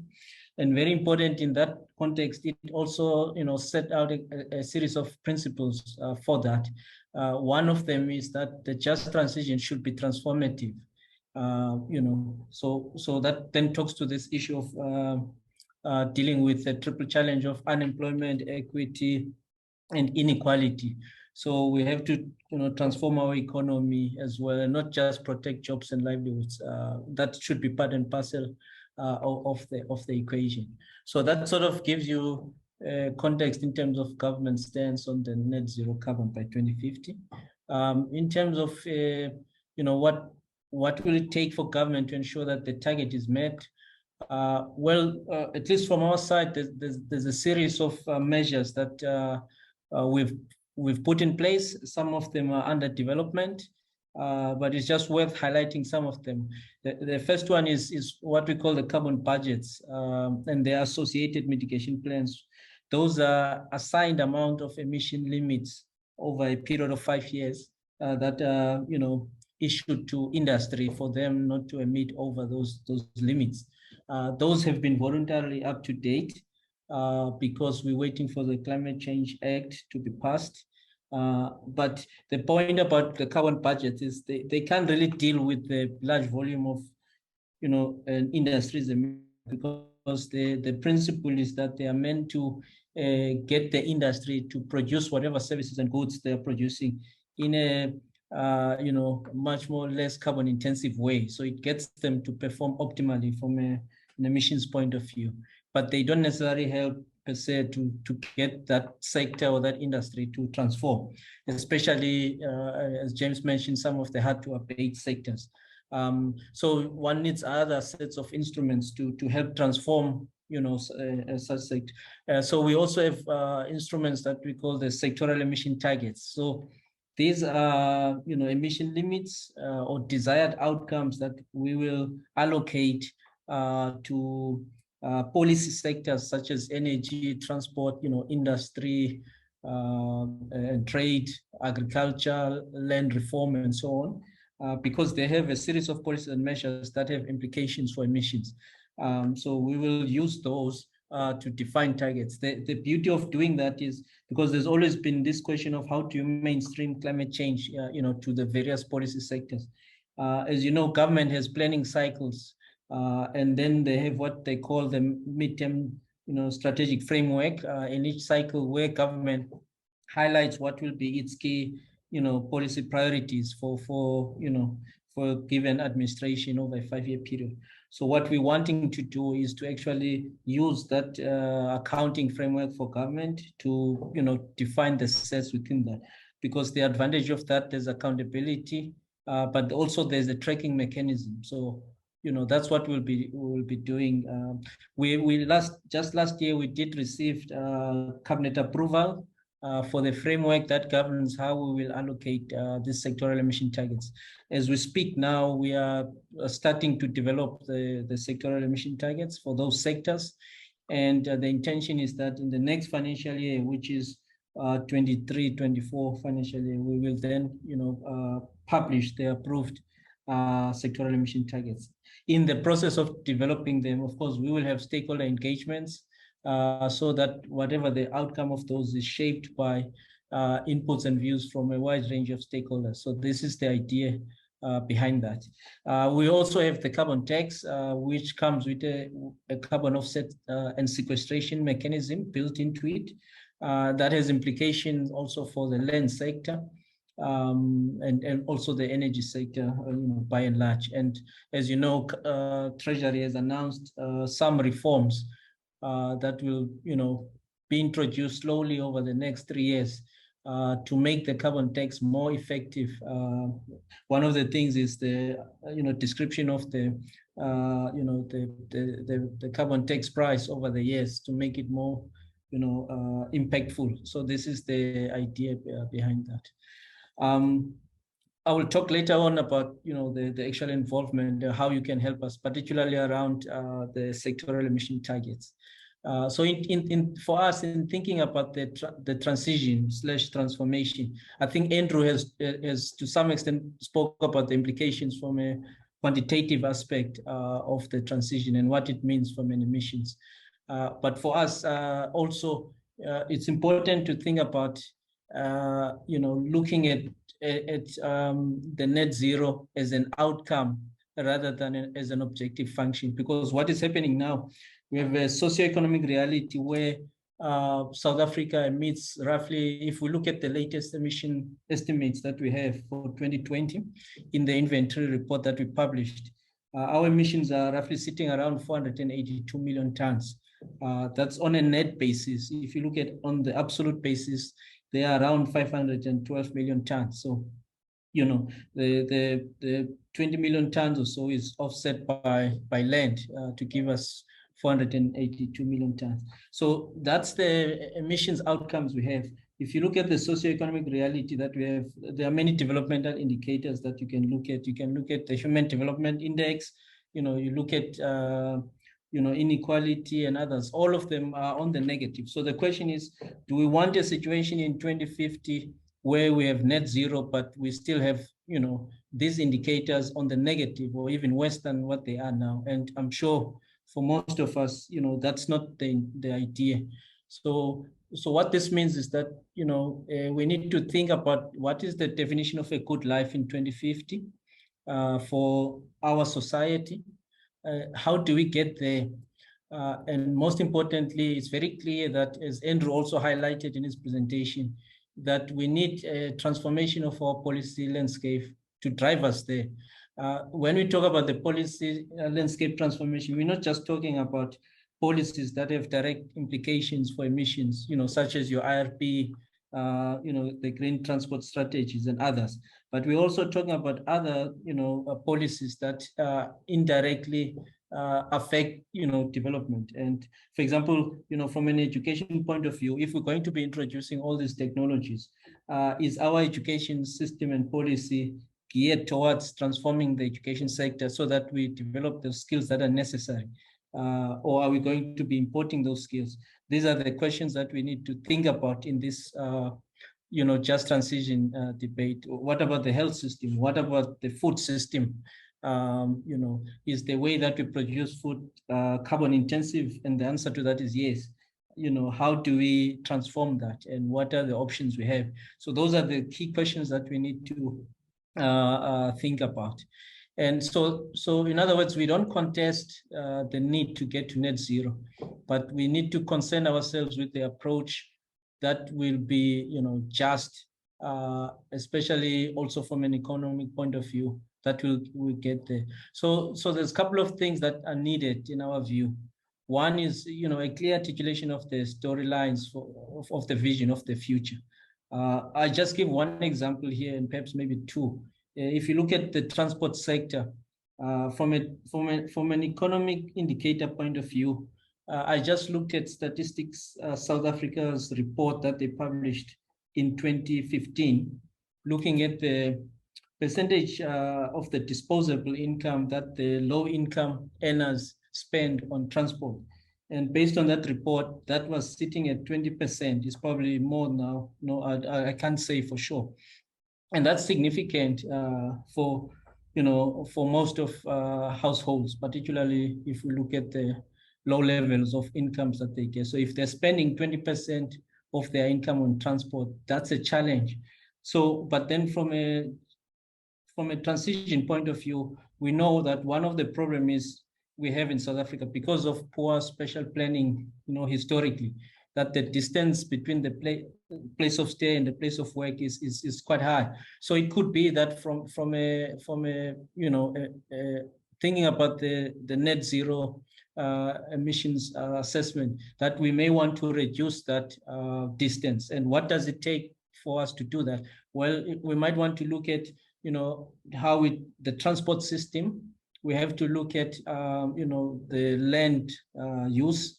And we also have to look at human settlement. So you can see there that such a developmental problem requires us to look at least in 3 sectors, and so that as we develop in the future, we take those into account and develop a much more integrated and much more just energy system that will do that, and then not compromising the this expenditure in terms of disposable income. But one could say, there could be negative implications associated with that in terms of culture and so on. But there could also be positive implications, because that also perhaps maybe addresses the air pollution problem, and there could be other benefits, societal benefits. People will tend to spend more time with their families and improve their life experience. These are things that might appear small, but are significant in addressing this problem.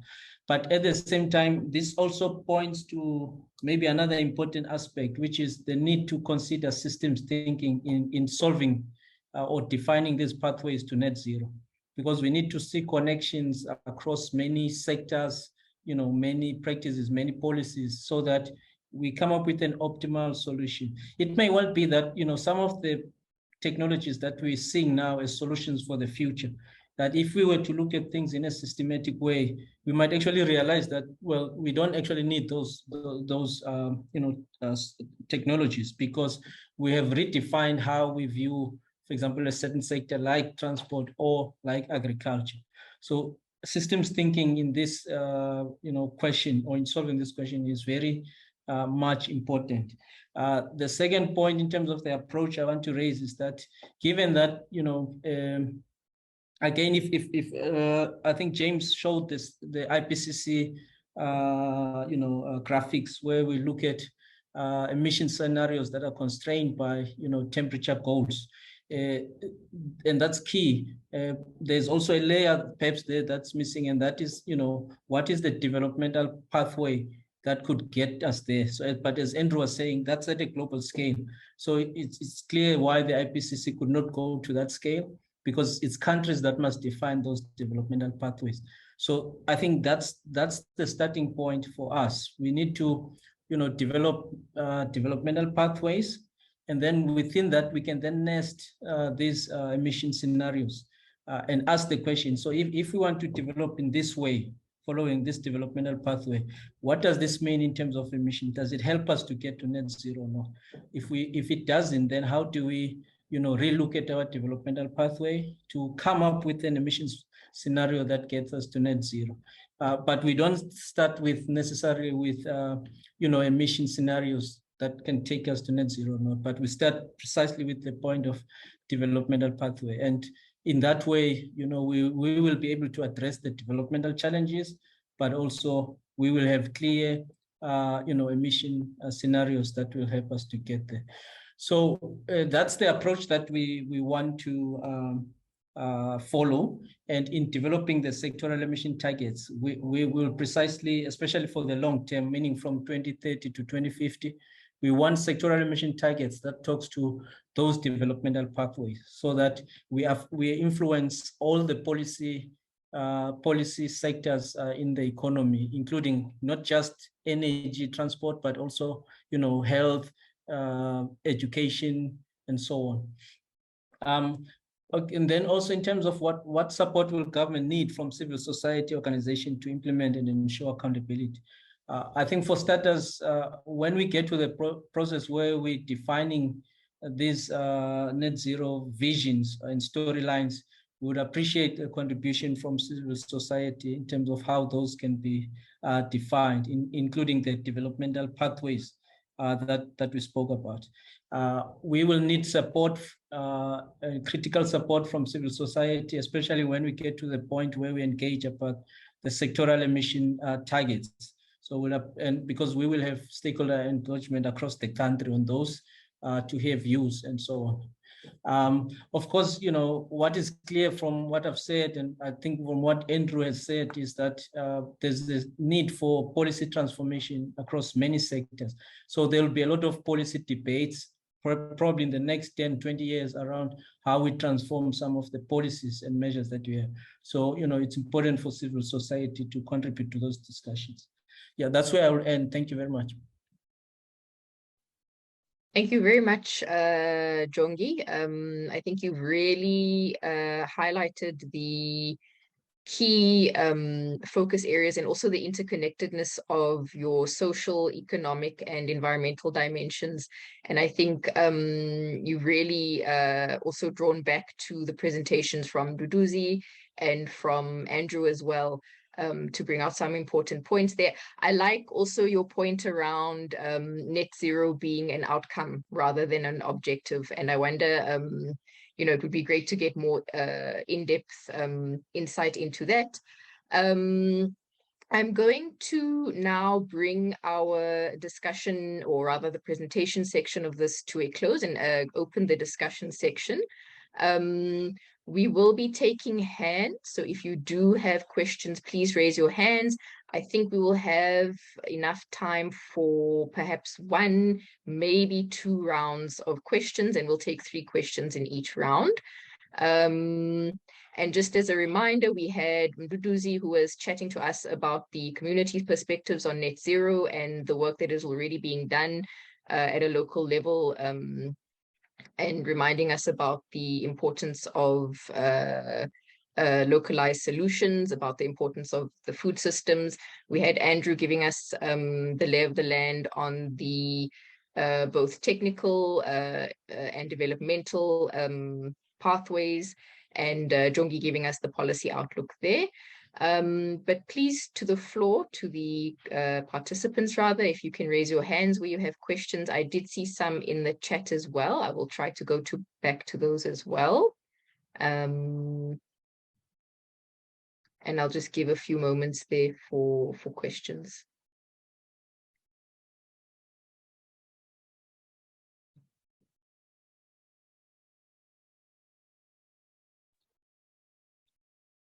Prabhat, please go ahead. Thanks, Lutfiyah. Just a question to Jongi. Jongi, thanks for your inputs. And I was wondering, the language that you are using sounds more like the framing of synergies and trade-offs, that, you know, but also realizing climate actions and various sustainable development goals simultaneously. And I was wondering, what are the biggest trade-offs you see in realizing them together in say next 10 years, and then you could give a long-term perspective also. Thanks. Yeah, sorry, Prabhat, I just missed your question because I think I lost you along the way. Can you, if you don't mind repeating, thank you. Sure. I was thinking of, in terms of synergies and trade-offs between climate action and SDGs, what would be the biggest trade-offs that you foresee in the short term and in the long term? Thanks. Yeah, thank you. Yeah, I think in the short term, probably because you see, the problem is the approach that we're wanting to follow. For the short term, it's quite tricky because we have very clear NDC targets. And therefore, in the short term, I think the trade-off is that we will probably likely follow more on, how we get to the targets, the short-term targets, which is 2030, and probably not achieve much on the developmental stuff by any measure, if we look at, for example, the SDG target. But in the long term, I think we have a much more, leeway and degrees of freedom to look carefully at this problem of SDGs. But the thing is, we should not look at them, as a calibrator or as an outcome. So in other words, we have an emission scenario. We implement measures to address those emission scenarios, and we see how is this assisting us from a socioeconomic benefit point of view, using those SDGs indicators as an assessment. We are arguing for the opposite. We're actually saying, use socioeconomic development objectives as the basis for defining what sort of emission scenarios we want, or emission scenarios that one could come up with. And so I don't think we can achieve that in the short term, but in the long term, we can. But it requires that we think about those long-term objectives now. So that in the short term, the issue of meetings, for example, the sectoral emission target become a compliance exercise. But for the long term, it will go beyond that and really start influencing or transforming our economy and society. Yeah, thanks. Thank you. Thank you, Jongi. I'm looking at the chat and I don't see any hands at the moment.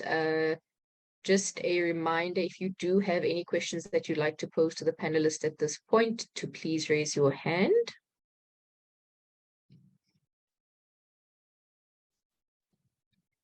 David, please go ahead.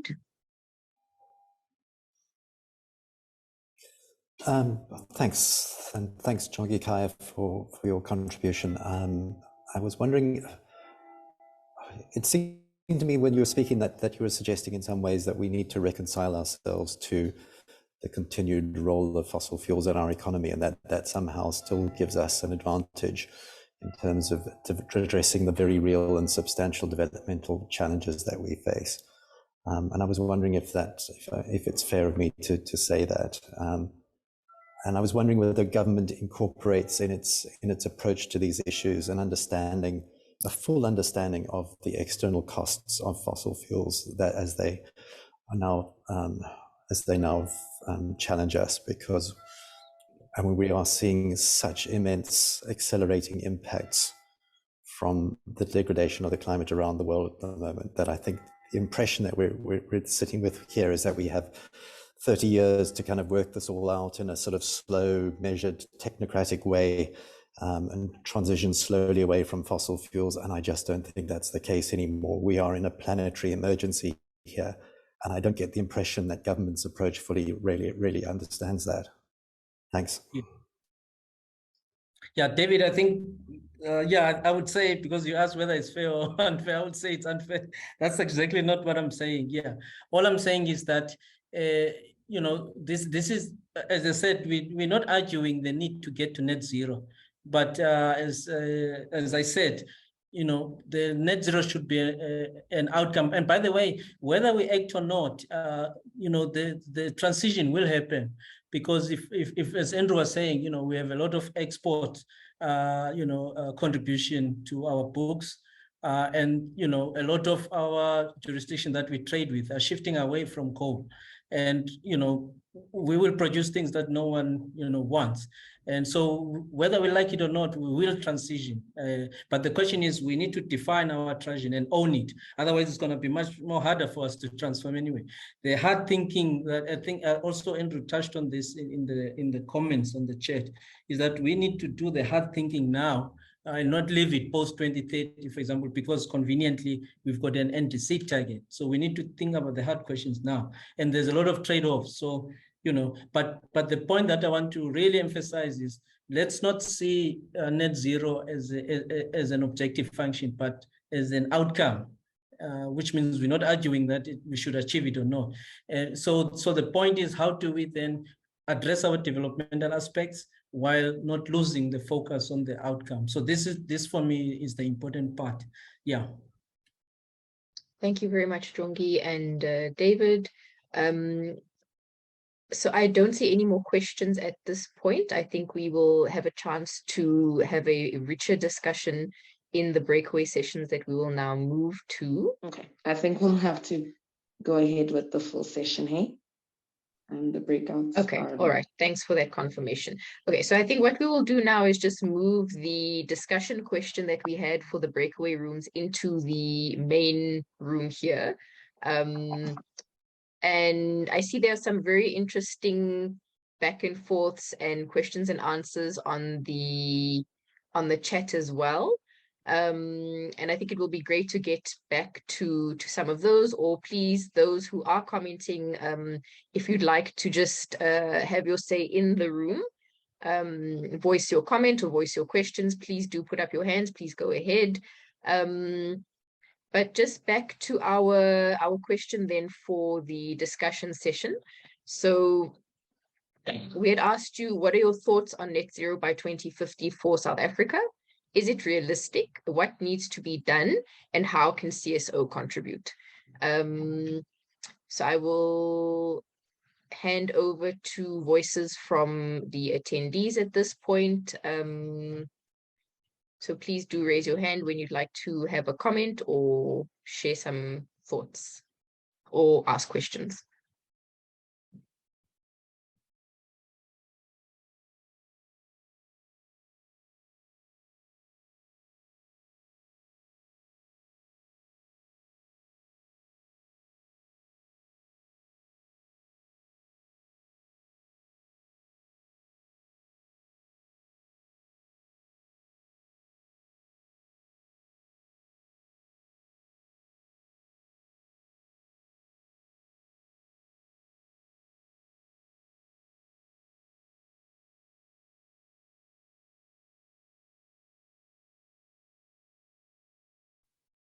So I don't see any hands just yet.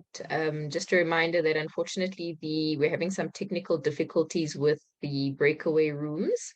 So we're just going to pose that discussion in this room here. I do see hands from Mduduzi, from Courtney. Mduduzi, please go ahead. Any questions, comments, and thoughts? Yes, thank you, Lutfiyah. No, I just noted a comment by James earlier on in the chat box. Perhaps I know because there is actually this debate about the bachelor career science. And unfortunately, I do not have the notes with me. And in the experience, the numbers presented by James, I wouldn't say they are false, but in the practical experience, which I would like to believe in. But also, what is important, remember, we are dealing with data that is presented by scientific figures according to air quality research and the experimental work that has been done. So the plots that James was referring to, I am not well aware of. And the numbers that I would know is that on a stray of a 1 hectare plot that is barricaded, not entirely planted, 1 hectare planted, but a barricading of a stray of line of the size, for instance, of the plant could be about half a meter. It would depend with the owner how long they would want to grow it, but it doesn't grow longer than a meter, size of a meter. So it can be pruned and managed to grow, maybe perhaps, it will depend what height, but the widening of it also cannot be more than half a meter itself. So if you plant that on a stray of 1 hectare, you have an opportunity of absorbing 10,000 tons of carbon. That's what I know. The implications, which is what I'm interested in, what are the implications thereof associated with the plant? Should it be planted? Because what I know, the plant is a succulent plant, which is now being proven to be a future plant by the science biodiversity. Many institutions, many researchers have proven that the plant is going to survive climate devastation as much as we are seeing loss of biodiversity in the world today. So I'm much interested to hear what James has to say about the implications that are there and associated with the plant. Thank you, Mduduzi. I think before we get a response from James or any of the other panelists, if we can take at least one more question, perhaps from Courtney, and then we will move to the responses I see from James, Prabhat, then with the next question. Courtney, please go ahead. Thank you so much. I just actually want to make a bit of a technical suggestion. There's a lot of traffic in the chat, so we are kind of missing the questions. So is it maybe possible for someone to share their screen and have the questions up just so that we can see them? But while I do have the floor, I think just the question around, is 2050 realistic? I think for most of us working in the space and doing the research and doing the activism and on the groundwork, I think the answer to that is it has to be. it has to be possible. We have to make it happen. All of the science is telling us that we can't. It's not a negotiable thing, to decarbonize. Like, we actually have to do this.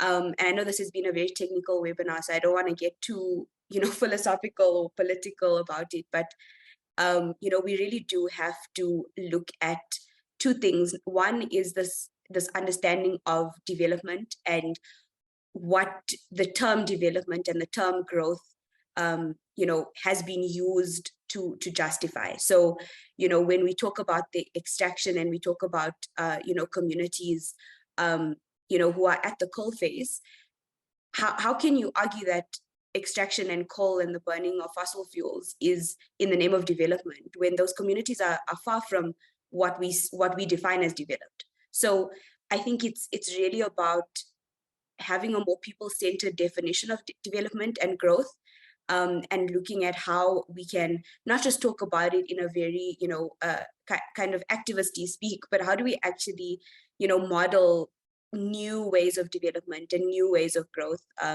from an African perspective.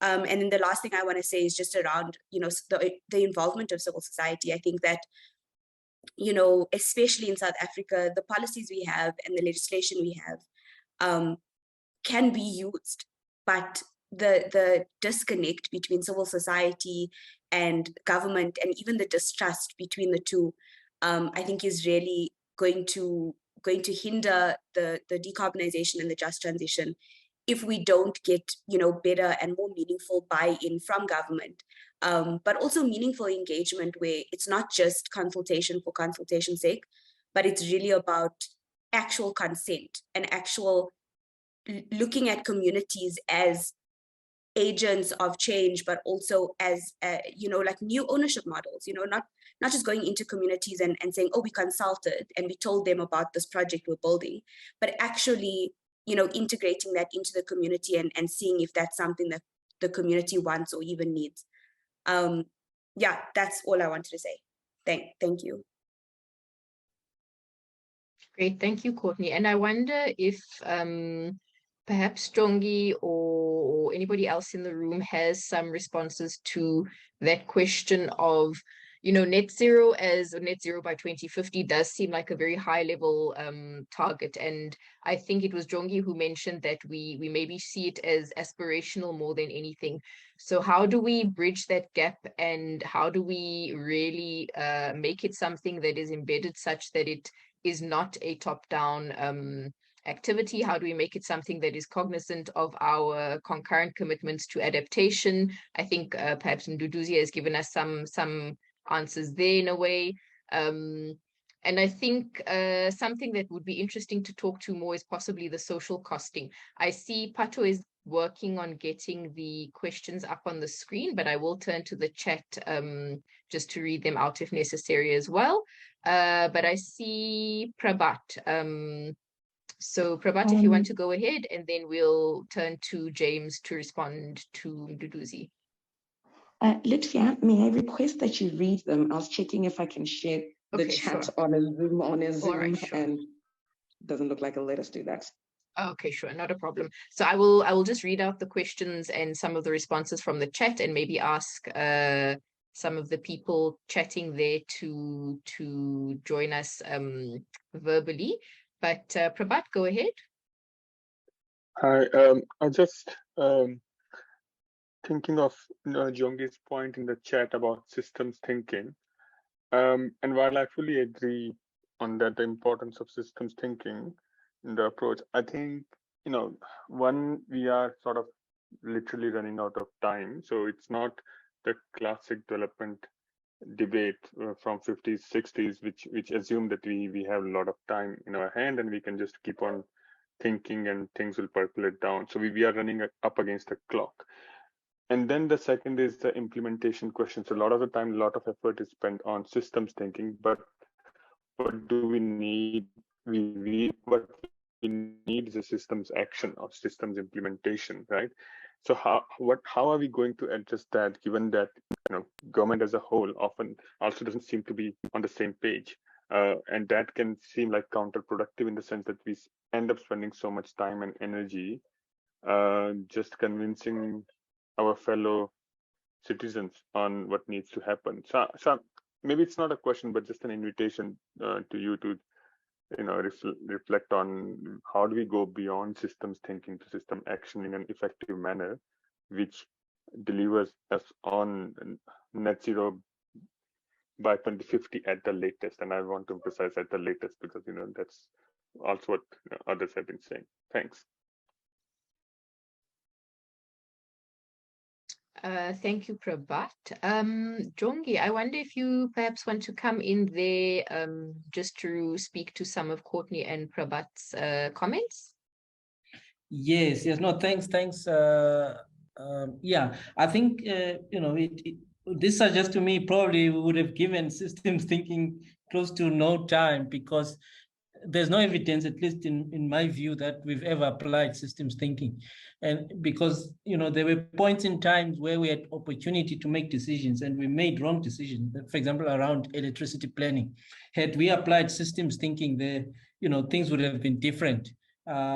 So my sense is we haven't applied it at all. And the question we have to ask ourselves again is, if we were to be in 2050 tomorrow, and we would have achieved net zero, do we still want to see, the shape and form of some of the, we can argue the definition of, what development is, but if we were to take those developmental indicators that, everyone broadly has used, do we want to see the same, scale or quantum of those indicators when we look at things like poverty, inequality, and not?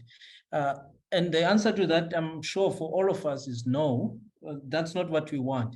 So, but if we apply the traditional ways of assessing how we, achieve net zero, we will achieve exactly that. So this is for me, and I understand that, the systems thinking to this problem is not something that has been explored.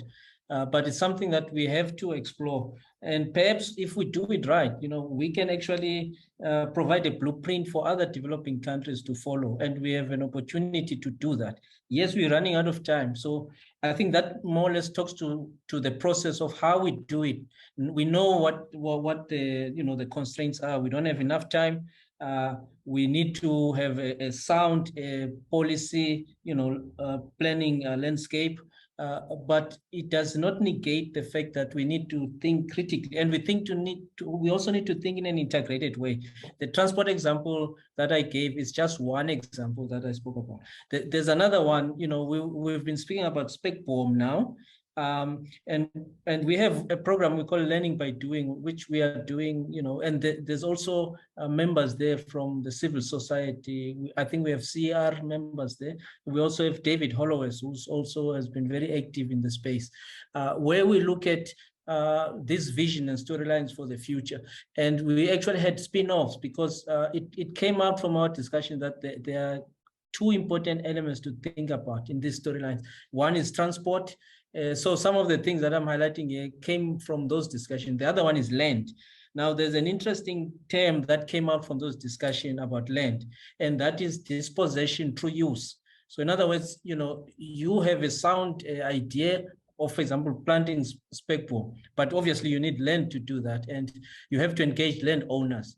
Now, if you were to get into an agreement with those landowners for over a period of time, because you have to safeguard, permanence of storage of carbon, in a way that can be viewed to be dispossessing the landowner, because now if they want to, maybe because of the changing climate, maybe other areas which they allocated for livestock no longer has enough biomass for their livestock. So but at the same time, they can't move to the land where you have secured, the credits for Spekboom. So these are some of the things that come out clearly, and system thinking can actually deal with them in a very neat way, and so that you highlight all the aspects that unintended consequences and deal with them.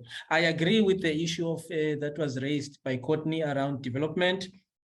I think we need our definition of what development is, and again, this issue of defining storylines is important. Hence, I was saying we cannot deploy the methods that are used for just transition in developed countries and deploy them in the developing country perspective, because again, we will make the same mistakes. So that's more or less the point I wanted to handle. Thank you.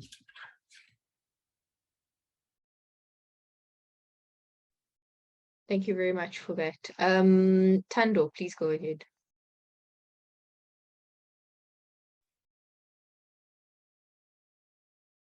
Thanks, Lutfiyah. I just had a question for Jongi, a straightforward one. How could us as civil society who aren't already engaged with you get in touch with you? those of us on the call and those of us not on the call as well.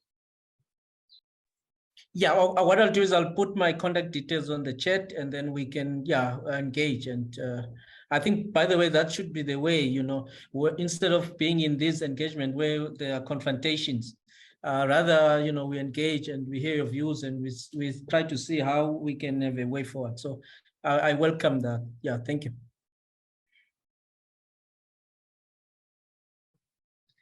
Sue, please go ahead. Thank you. I want to agree with Courtney that we don't have a choice. We must have really good goals towards reductions by 2050 to net zero. And is it realistic? Well, probably not on our own. We probably need a lot of help financially and technologically. And we have to, by our policies and our strategies, indicate to developed countries and other investors that this is a country worth investing in, that our goals and needs are worth investing in, so that we get help from these other places. So I think we've got to be really very, we've got to be working hard towards those 2050 goals, and making it very obvious that we are worthy of support of other places. And as for the local organizations, they have a huge role to play, and they always have had. And I'm very pleased to hear our government representative talking about systems thinking, because if we understand systems thinking, then we understand why climate change is happening. And we have to apply the same kind of systems thinking in the way forward. Thank you. Thank you, Sue. I just want to check in with our panelists if they do, in the meantime, have any responses or any comments on some of the questions that are coming up. I think that was the last hand that we have for now. Just to go to some of the questions from the chat itself. I think earlier questions were around the sort of deconstructing the idea of development. Development does not need to look like the West. That was a comment from Courtney. Africa can develop as well as meet mitigation targets. So that was a question around mitigation, around transition. And then I saw another question or comment from Andrew, or sorry, answers from Andrew. And there was a question from David around, just scrolling up here, the transition and the cost attached to the transition. I think, David, you had made a comment around the costing of renewables, and I think it might be interesting to chat a little bit to that.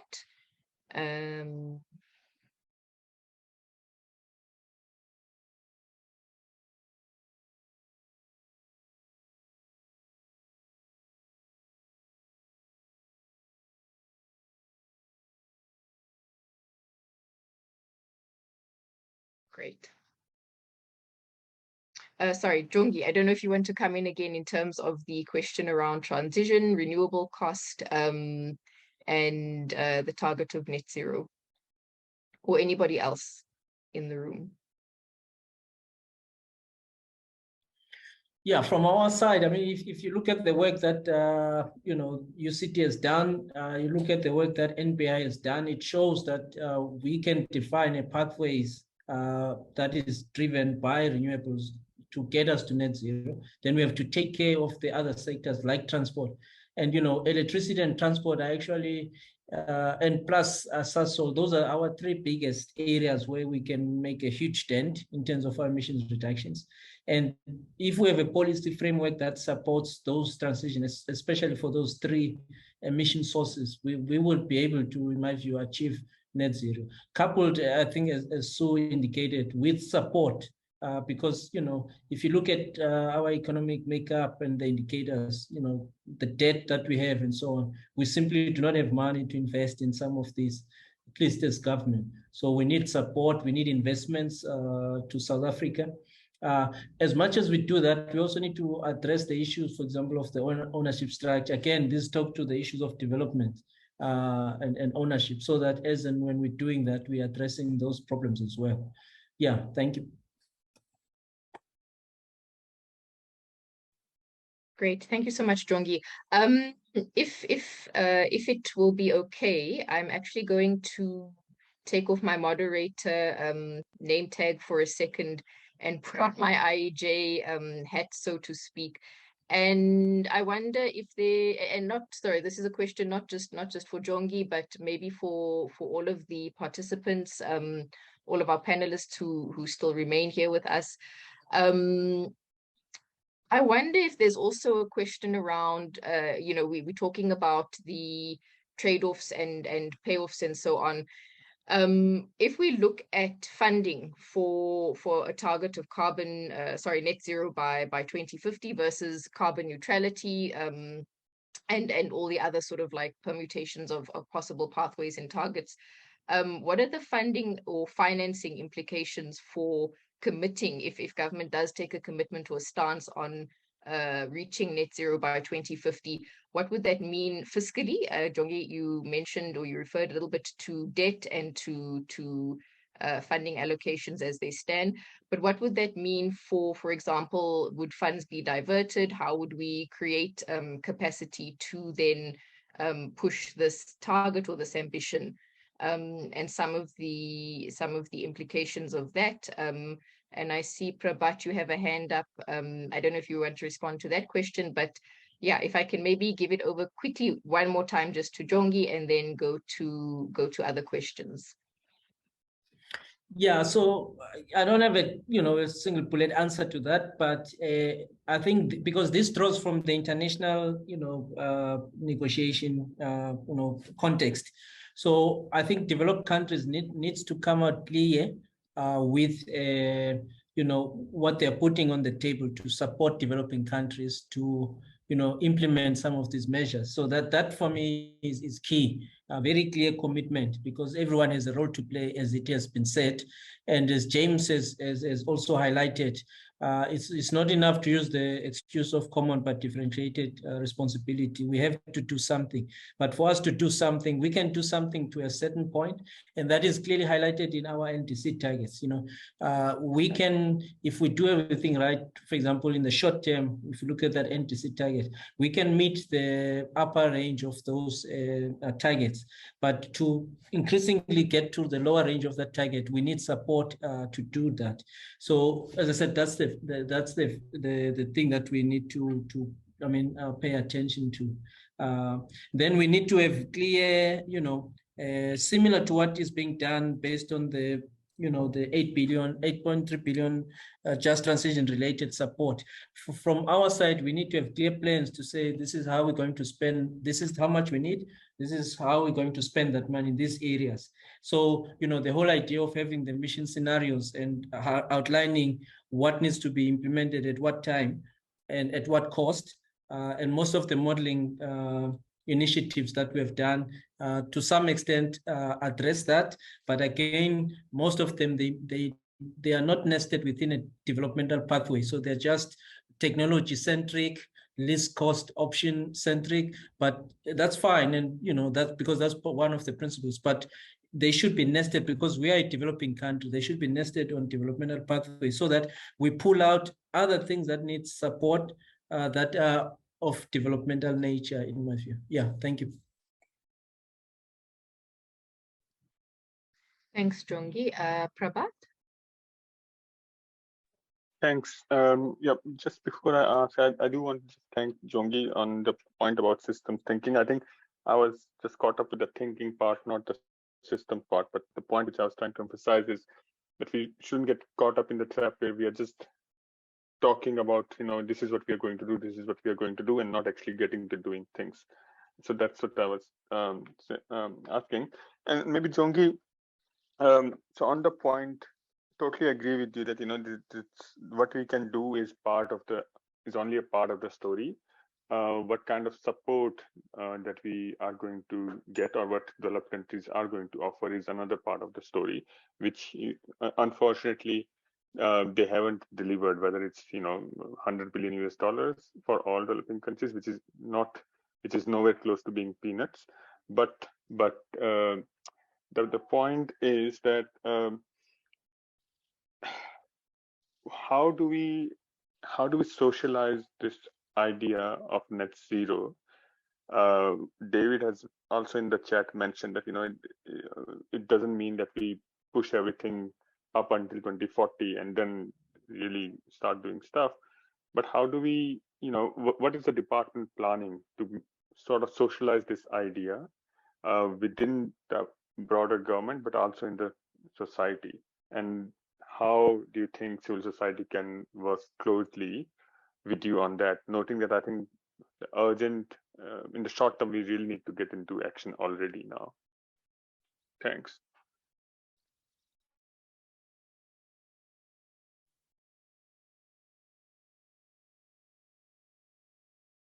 Thanks, Prabhat. I think if we can ask Jongi to just give possibly one final comment in response to that question around socializing the concept.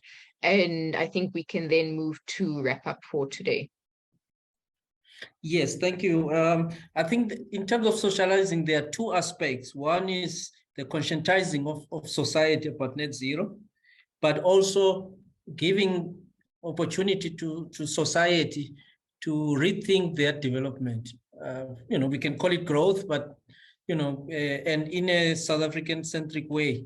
The first one requires that we work together, develop programs to conscientize and to also, make society think about what could be their contribution, because it's not just government, it's not just civil society, it's not just industry. Everyone has a role to play in this context. So the more conscious societies, the more they're likely to, to think about their actions towards, mitigating climate change. And we have options and choices, and it matters what choices we make, whether you buy an electric vehicle or you buy an internal combustion vehicle.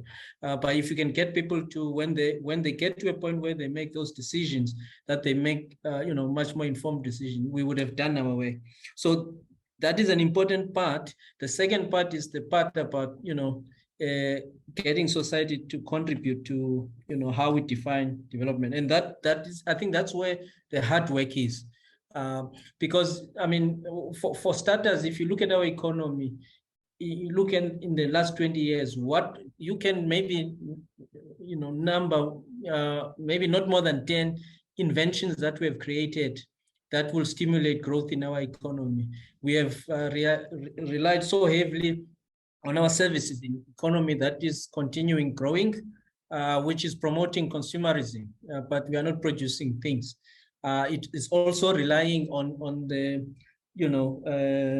mining, which has this carbon intensive way. So on the one hand, we're saying let's move away from mining. On the other hand, we're saying we're not prepared to look deeply into this and transform the way our economy is structured. So you see, that's a contradiction. So we must invest time and energy in thinking about how we transform this very economy that gives us these emissions. Hence the point I was saying, emissions is actually an outcome. The objective function is transforming this economy so that it produces less emissions. This is where the hard work, I think the hard work is, and offering people an opportunity to redefine that. And also we shift away from being a services economy, because we're largely becoming that, even though we have, primary commodities that are still supporting our balance of payment. But largely we are shifting, if you look at the shift to a services economy, this needs to change, because we are not producing anything. All it does is it concentrates wealth and it promotes consumerism. So the question is, when we get to 2050, is that what we want, or do we want to have achieved net zero but have that kind of economy? I think again the answer to that is no. So we need to really think about this carefully because we need to transform our economy in a way that encourages participation from all levels. Just one example, if you're looking at the banking sector in South Africa is probably one of the hindrances to a transformation because it's geared to, towards supporting large-scale investment drives. But if you look at the German banking system, it has 3 tiers. It has a large banking infrastructure for large-scale investments, for medium-scale investment, also for small-scale investments, such that if a small farmer in Germany wants to introduce, climate resilient seeds, but it's going to be costly for them, they can go to a small-scale bank, maybe in their village or close to their village, and receive that support and implement a climate change related intervention. Now, in the South African context, you can't do that if you're a small farmer because, the banking industry does not have an appetite for them. So you can already see here that part of this systems thinking and transformation is precisely to also change our banking system, make it more open, create these tiers of banking so that, if people at a lower level have got interventions that could be climate related, that there is support for them to do that. So all these things needs to be factored carefully, in my view. Thank you. Great, thank you so much, Jongi. So I think we're going to move to wrap up here. And just a note, I am following the very engaged sidebar on the spec poem discussion, but I think the 2 discussants there have agreed that they will move to a more detailed discussion between themselves. James, I see you've got a comment there in the chat, but I'm actually going to hand over to you at this point. Thank you very much to our panelists for your inputs, for your presentations. And for some final words before we leave for this afternoon, James, if you'd like to bring us to a close. Sure, thank you, and thank you everybody. Some very interesting discussion. Jongi, I think that last point that you made is very pertinent. South Africa as a service industry is. The services have largely been predicated to, on the minerals energy complex. And as we're trying to do this transition away from coal as the sort of the hub of the energy industry, it also means some clear rethinking of how we do banking and how do we do much more targeted sort of investment across society. So I think that's a very, very important component of this sort of systemic transition. Just one other thing that I think that is really worth sort of making clear is that, South Africa, when we're talking about our climate action, we're doing this kind of integrated systems thinking, we do need to think very clearly about how do we leverage some of those sort of land sector opportunities. And I know that Andrew spoke of the potential of driving up the kind of the removals, the beneficiation of the sector. But we need to make sure that that is also an integrated process that benefits the land users and that it doesn't impinge on sort of the ecosystems that support a lot of our well-being, the human well-being. So we need to expand that potential. We need to invest in that as a nation. So that's something that we haven't yet seen happening substantially, all of which is not to undermine the fact that we do need to undertake mitigation as sort of intensely as we possibly can. Yeah, thank you. That's it from me. And thanks everybody. A very interesting session.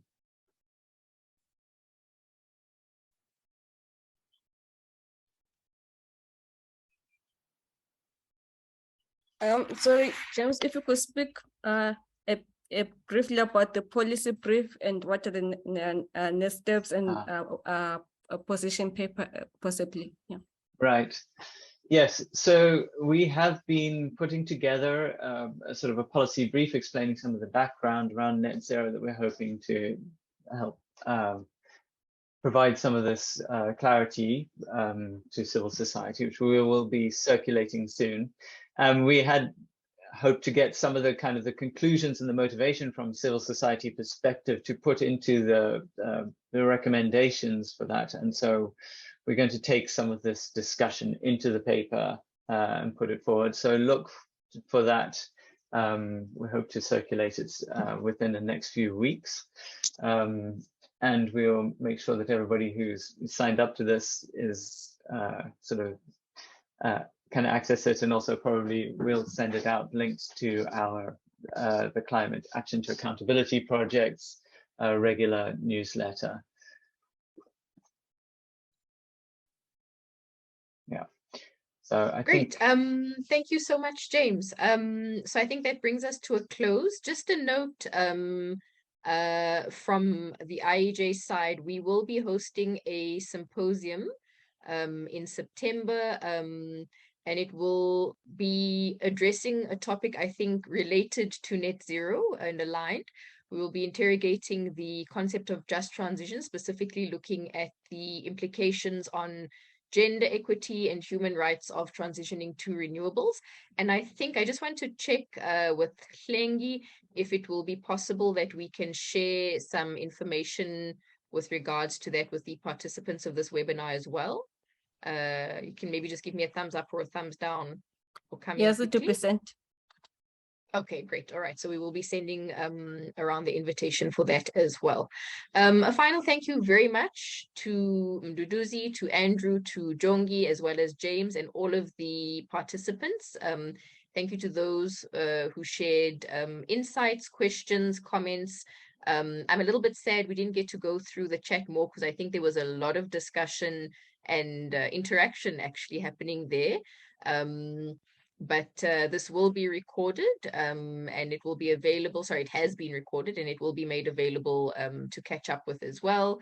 And yeah, I think that's it from me. I just want to check back with the team if there are any final comments from your side. No, that looks like a no. So thank you very much. And we hope to see you at the CAAP symposium.